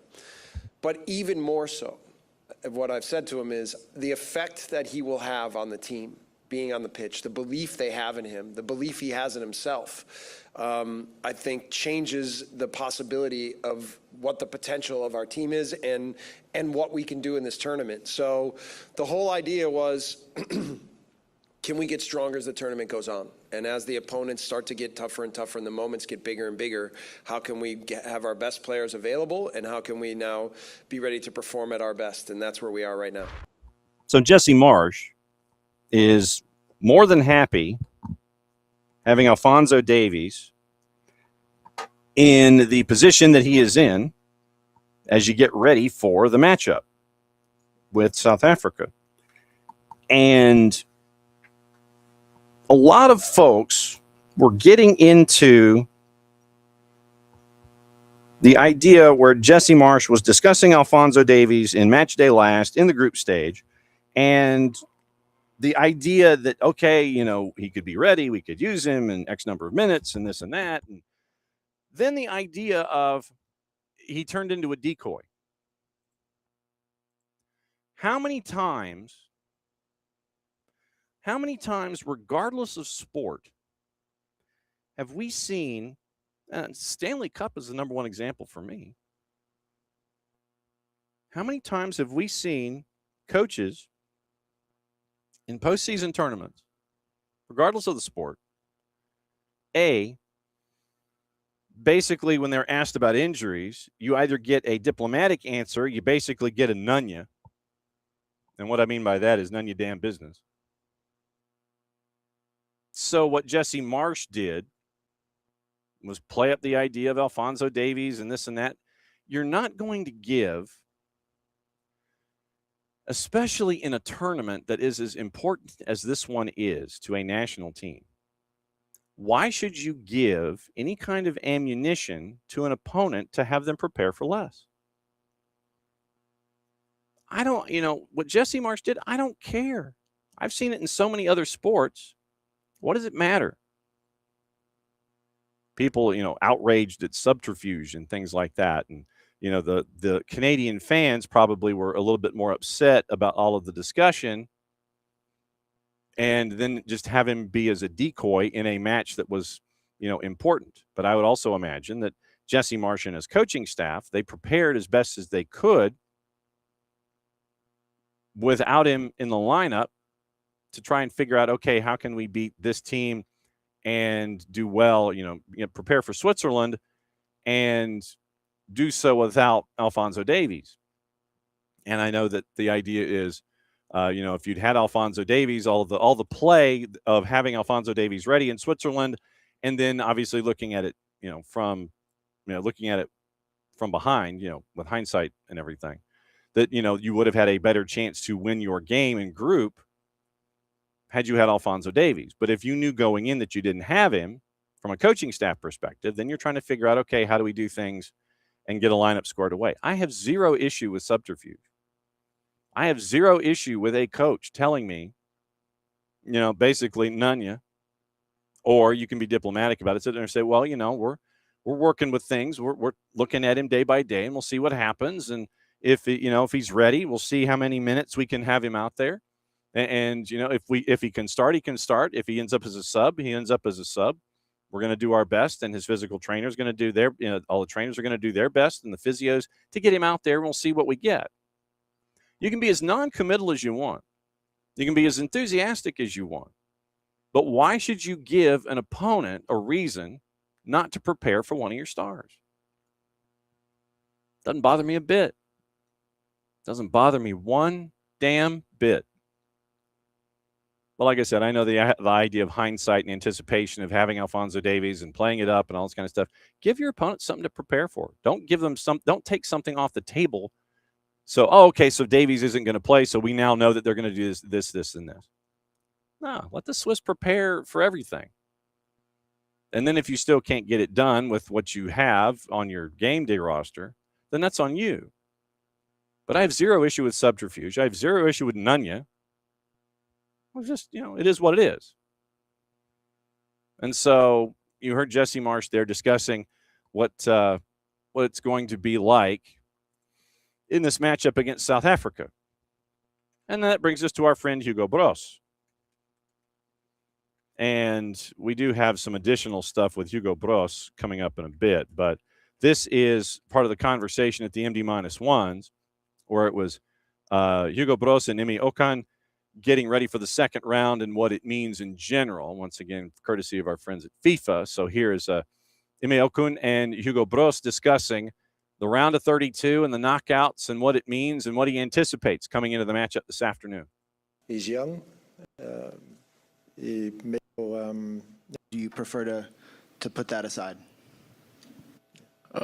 Yeah, man. I mean, it's a historic moment for us, as a country.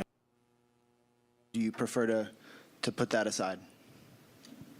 Yeah, man. I mean, it's a historic moment for us, as a country, and we're just really happy and excited for it, and if we can go on, then we will, and we just keep on working hard and looking forward to the next game, Yeah,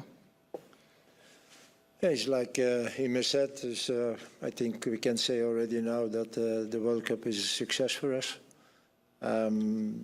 Everybody expected and hoped that we should be in the second round, and we are in the second round.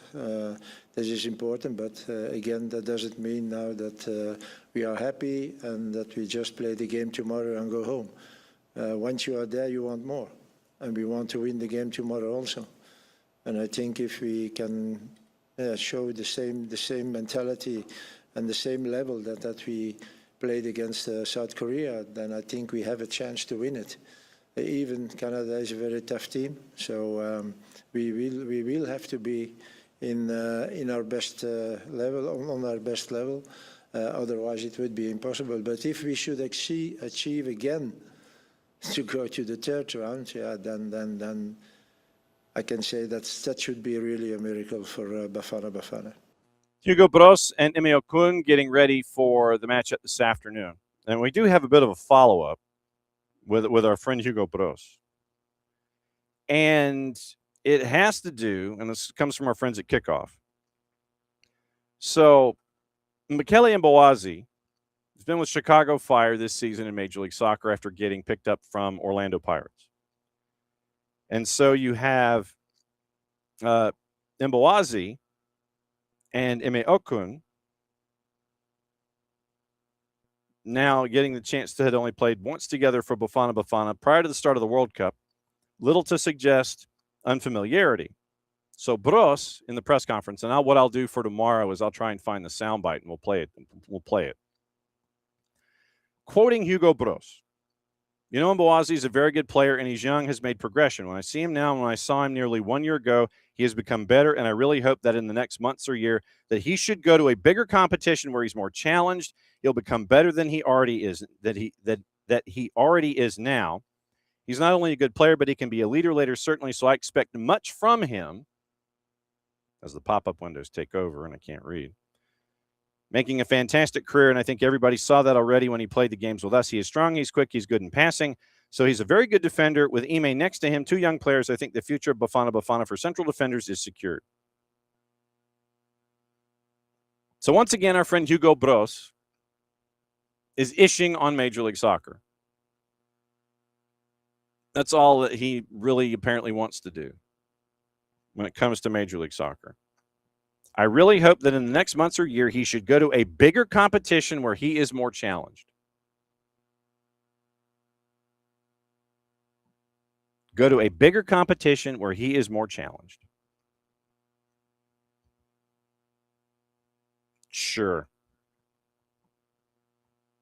Once again, to Hugo Bros, I say, bless your heart. Because the mere fact that you continue to ish on Major League Soccer as a league, I think, frankly, your outrage, or whatever you want to call it, your ishability on Major League Soccer, frankly, if you've got a problem with it, then in Mbowazi's case, maybe you should go back to Orlando Pirates and tell them not to sell to the league in the first place. If you have such a crappy opinion of Major League Soccer, then go to Orlando Pirates and ask their front office, why did you transfer him to Major League Soccer? If you're the national team head coach and you claim to have your finger on the pulse of your national team, and you want Okun and Mbowazi to be this great relationship going forward, and you're looking out for the future of Bafana Bafana, and you're looking out for the future of Michele Mbowazi, and you think it should be someplace else, a larger league than Major League Soccer, go to a bigger competition where he is more challenged. Your first conversation should be with Orlando Pirates to ask them why they thought Mbowazi would be better served when he was sold, why Chicago Fire knocked on their door in the first place, and why they picked up the phone. Ask Orlando Pirates front office about what they think about Major League Soccer, other than the fact that the check is going to cash. I think your issue in this case should be with Orlando Pirates for picking up the phone.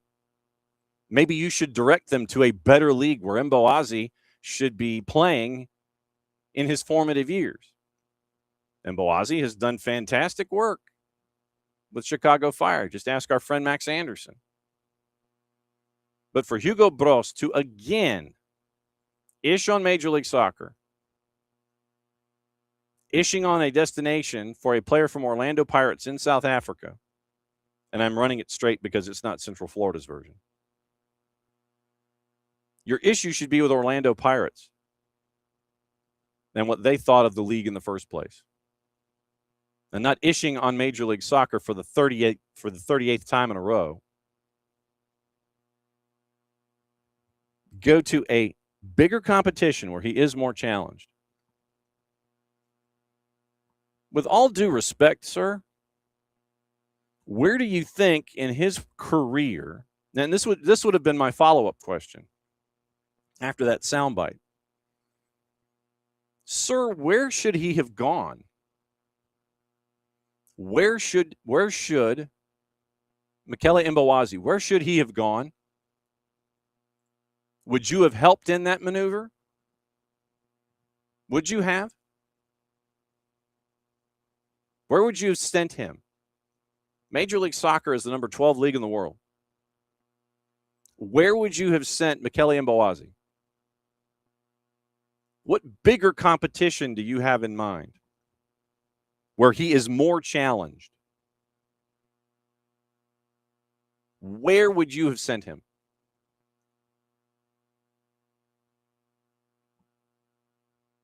The response from Hugo Broos, when you sit there and you think that you've gotten all the responses that you can get from a man in a tournament setting, then he comes up and he dials you up with this one. Ishing on the vibe at Mercedes-Benz Stadium, Morning Jordan. And I kept this one. I kept this one on purpose because I was waiting to see if we were going to get something following up with this, and we did. Here was the first time in this tournament, 9 days ago, that Hugo Broos ished on this particular part of the plan. I'm going to play this back for you. If I can be very honest, this is not a football stadium. It's a nice stadium, fantastic stadium, everything you want, but only the grass is football. All the rest is not. It's a covered stadium, so yeah, I like to play in an open stadium. I don't feel really the atmosphere in such a stadium.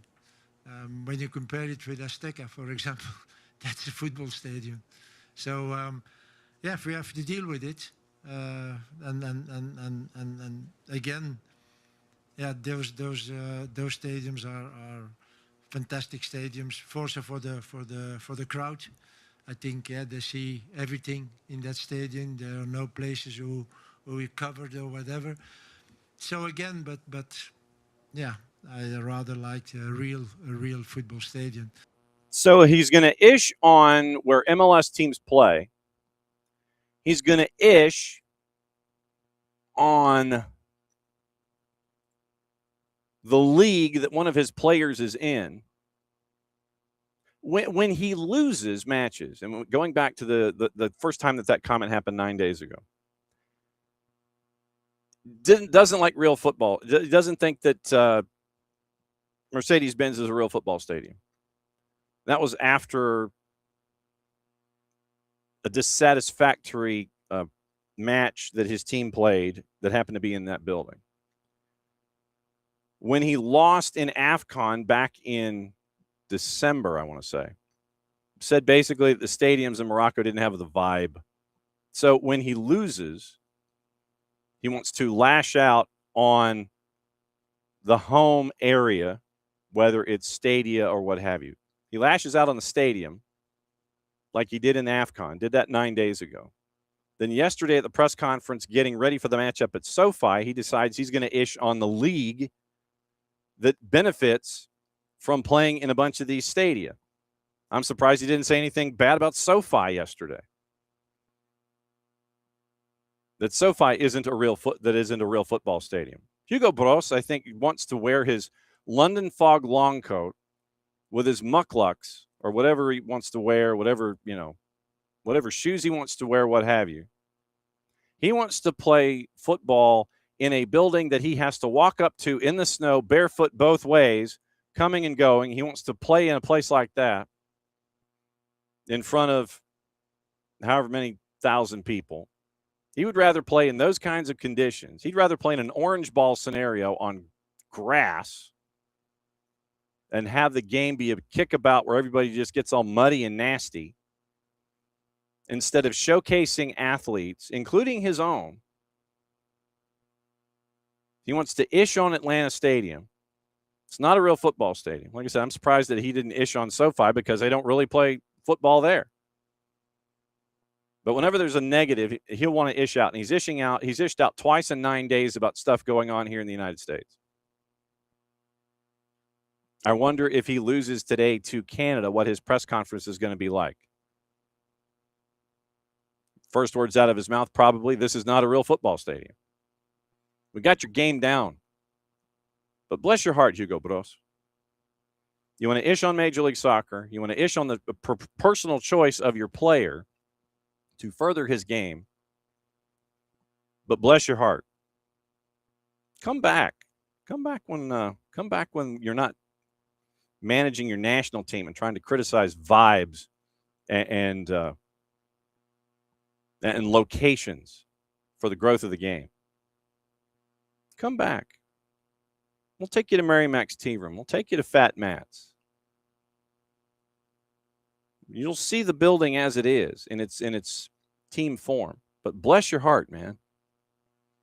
You just want to sit there and ish all over everything that grows the game and puts it in these modern cathedrals. But you want to play in a place that you go barefoot up to the top of a hillside with uneven crowns and snow up to your ankles and not even playing with an orange ball. Insert your stereotypes here. So Hugo Bros decided he wanted to ish over Major League Soccer. I mean, it literally is. We've figured out the man's playbook when it comes to these post-match pressers or just pressers in general. He's going to ish on anything modern, and he's going to ish on something that is on the outside that is growing. And instead of embracing growth wherever it's coming from, you want to ish all over it, whether it's modern technology and where people play or modern destinations where people want to grow. So that's Hugo Bros for you in a nutshell. He wants to continually ish on things that he doesn't like. He's probably like me, and, well, he's probably not like me. He probably wants to put like 9,000 grams of salt on anything.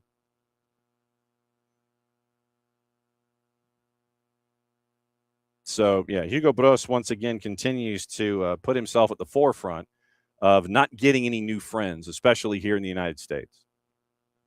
So congratulations to you, sir. Job well done. So that's at 3 o'clock this afternoon. Jordan said he never had seen so many Colombians in Atlanta until last night. That was a fun crowd. That was a great crowd. Wore a bunch of different jerseys.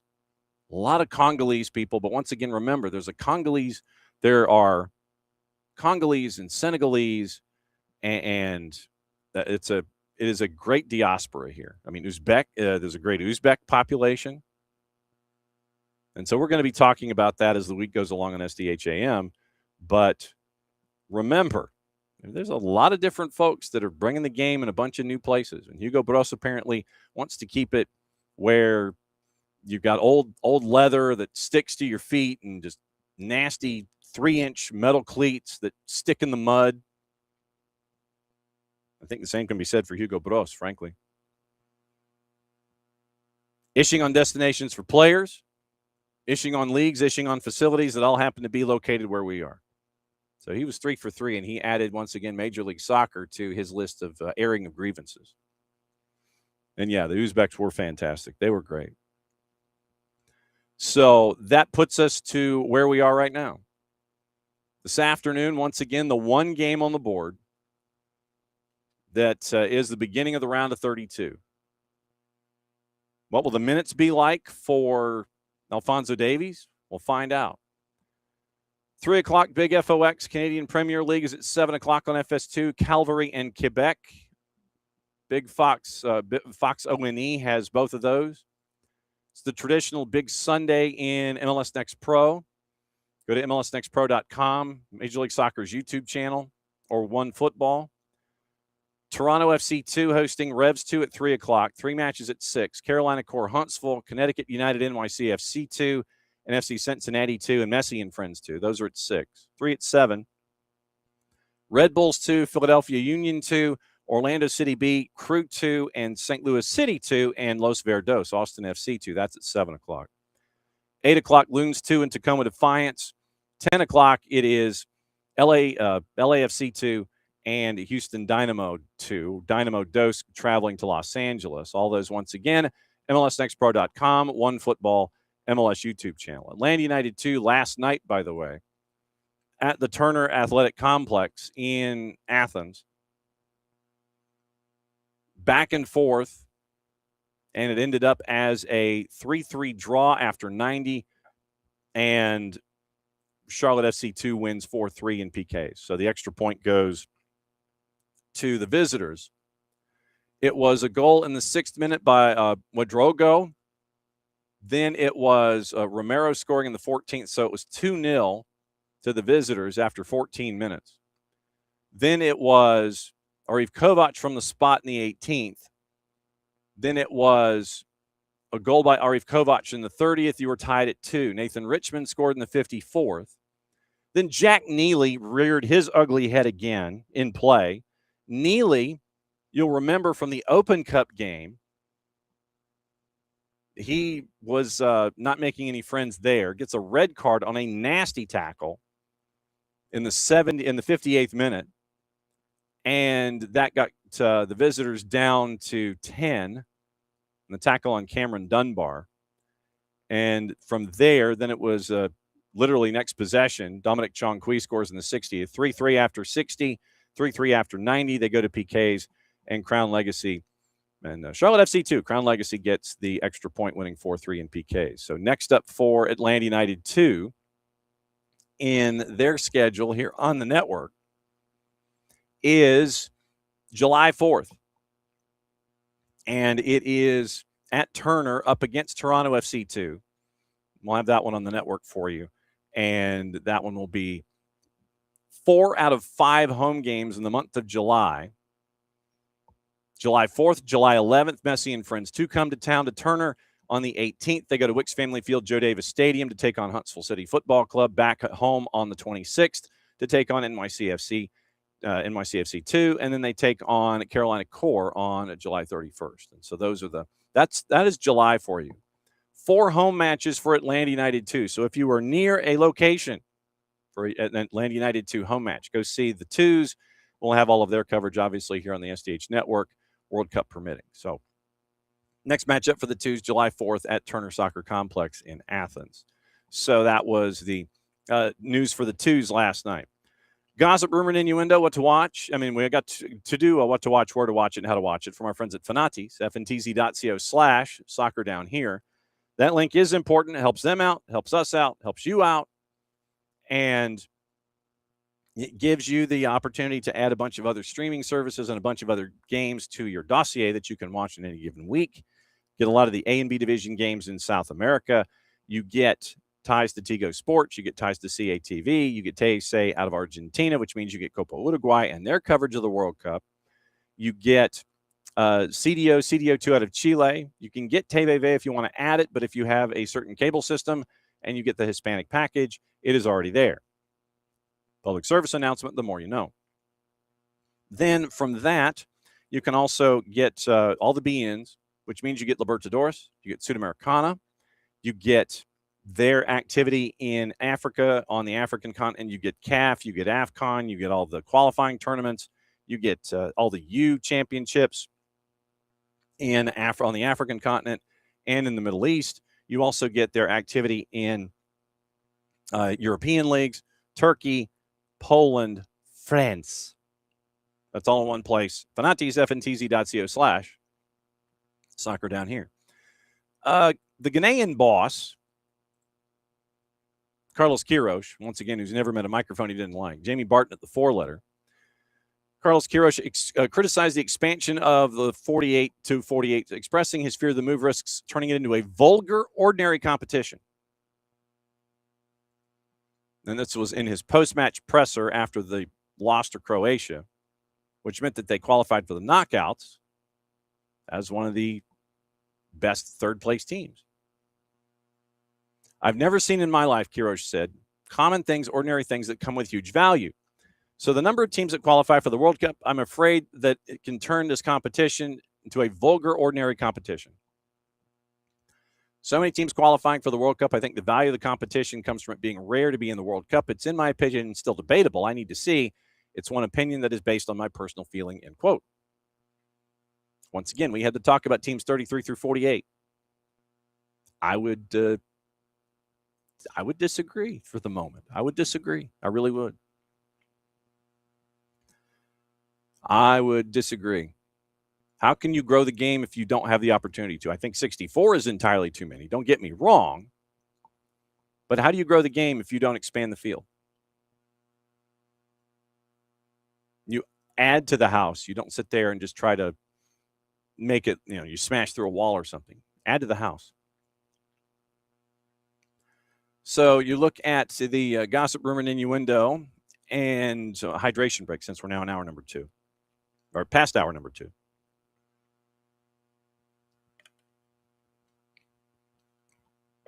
So your transfer talk this morning, the trending rumors, Manchester United haven't given up on landing West Ham midfielder Mateus Fernandes after reopening talks with the player, according to Matteo Moretto. Prepared to improve their contract offer in an attempt to beat Spurs to the Portuguese international, planning a fresh round of negotiations over their expected £80 million fee. Spurs want to get this done, and they've wanted to get it done over the last couple of days. United remain confident they can secure a deal for him, who wants to leave after the Hammers were relegated. Monaco winger Magnus Akliush, priority signing for PSG, according to Foot Mercato. Expected to accelerate negotiations once Lee Kang-in's move to Atleti is completed.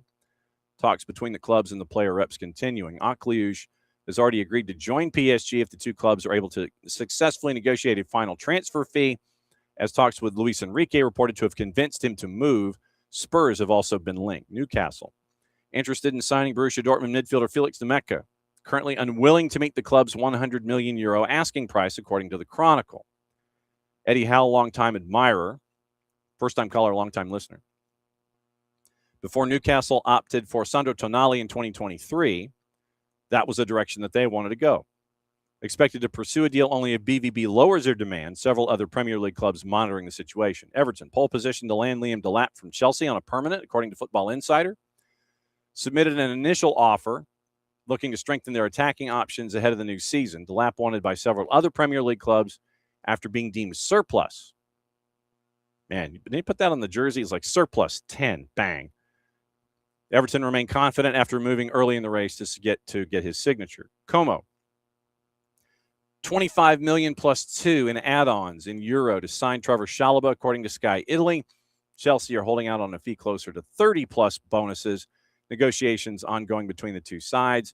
Under contract at Chelsea until June of 28. Chelsea exploring a deal to sign Granit Xhaka from Sunderland. Xabi Alonso, who doesn't start work until July 1st, has a close relationship with the 33-year-old, views him as an experienced player capable of bringing leadership to a young dressing room. City monitoring Ayoub Bouadi ahead of a possible move this summer. City continuing to look at midfielders despite committing $116 million to sign Elliot Anderson from Forest. Arsenal have also looked at Bouadi, although their current focus is Bruno Guimaraes from Newcastle. Other rumors. Team talk, Marcus Rashford still eyeing a return to Barcelona after the loan expires. Spanish club may yet bid to sign him at the end of the window. Calcio Mercato, proposed transfer of Curtis Jones from Liverpool to Internazionale is in jeopardy. Two clubs still fall apart in their respective valuations for the midfielder's transfer. Nicolo Schiro, Leeds want to sign €30 million rated Parma keeper Zion Suzuki, preparing to lodge a bid to land him in the coming days.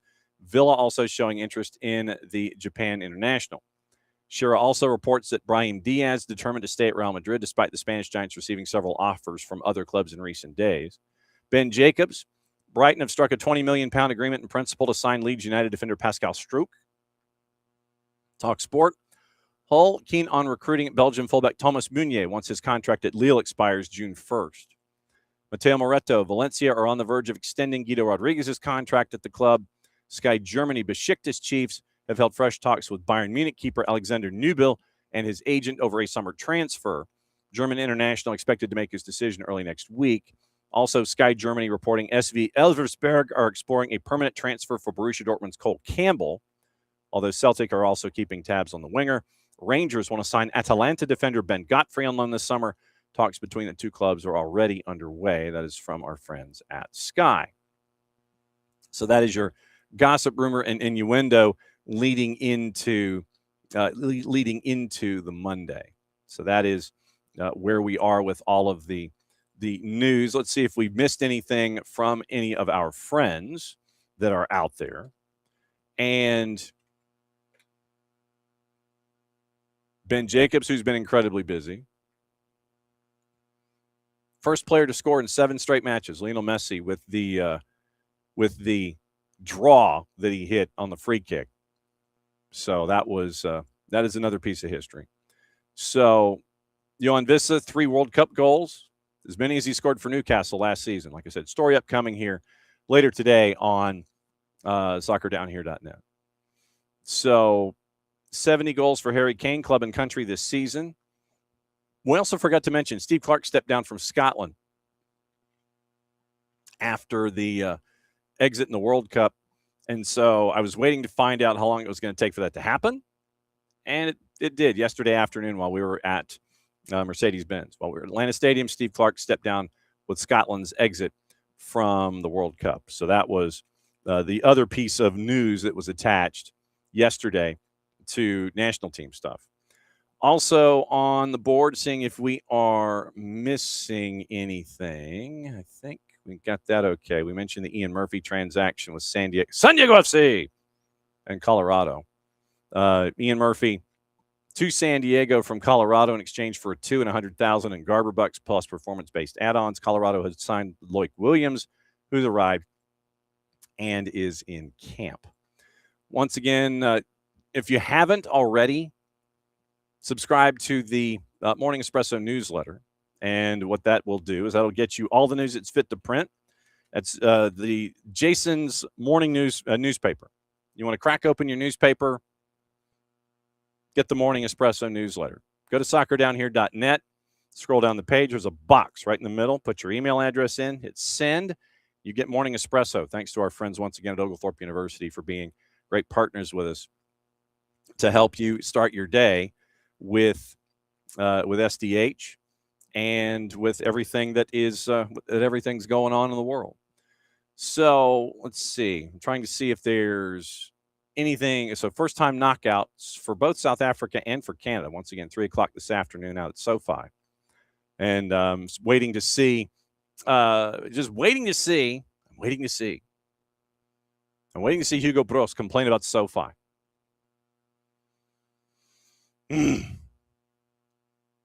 Atlanta Soccer tonight. Back from 9 to 11.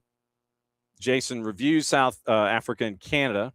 Sets a table for the knockouts. 92.9 the game. Odyssey app. 92.9 YouTube channel. 9 to 11 tonight. The 3-dimensional experience for AST. We start your day here.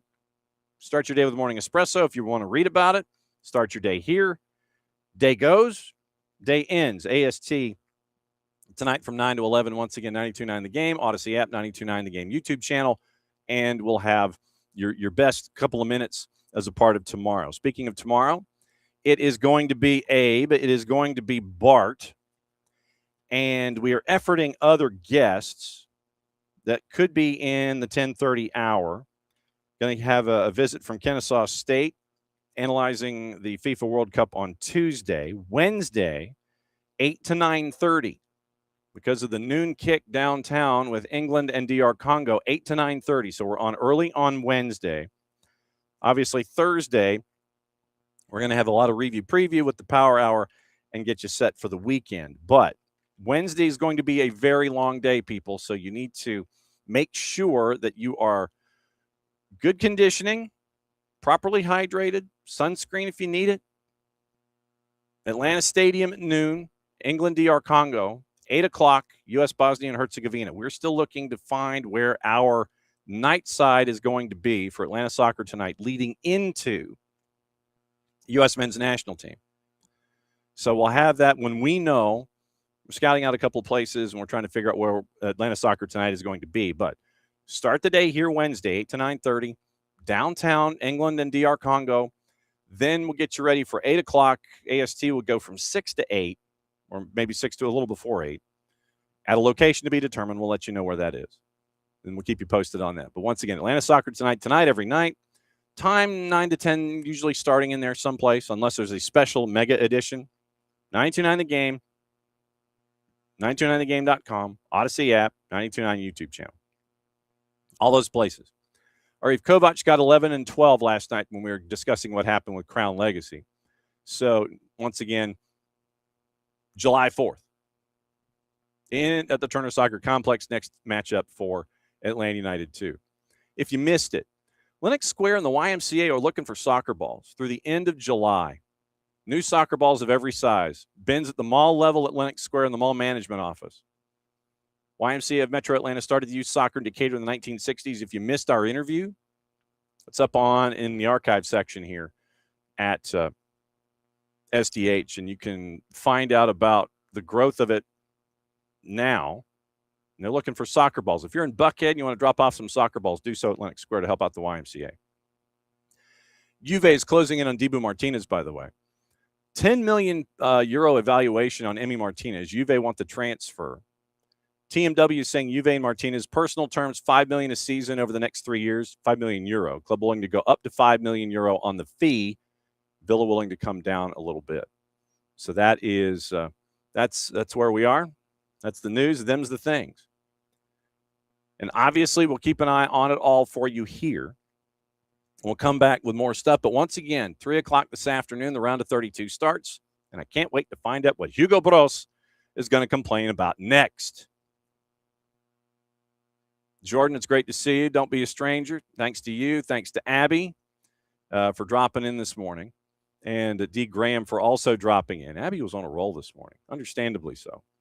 But thanks to all of you guys for dropping in, as you always do. Back at it again tonight with Atlanta Soccer Tonight after Canada and South Africa. Tomorrow, back at it again. Morning Espresso, SDH AM, and the week starts all over again. Welcome to match day 17 of the World Cup in and around this country and in and around this hemisphere. Enjoy it as you like to do. Fan festive choice at home in air-conditioned environs. Kicking your feet up because it's going to be another great week and another long week coming up here in just a little bit. So for everybody here at SDH, I'm just John. Thanks for dropping by. Mucho platial, play it safe. And since it is the end of the show, that means I get to do one thing and one thing only. And we will do it again. Did I absolutely? And I sit here and I'm trying to tease the close of the show. And I now have to add it all over again for some strange reason. So we're going to add the close. You're going to see some TV magic happen. And it means that I get to do something like this. And so I'm going to try and load this particular piece of video. Let's see how long it takes.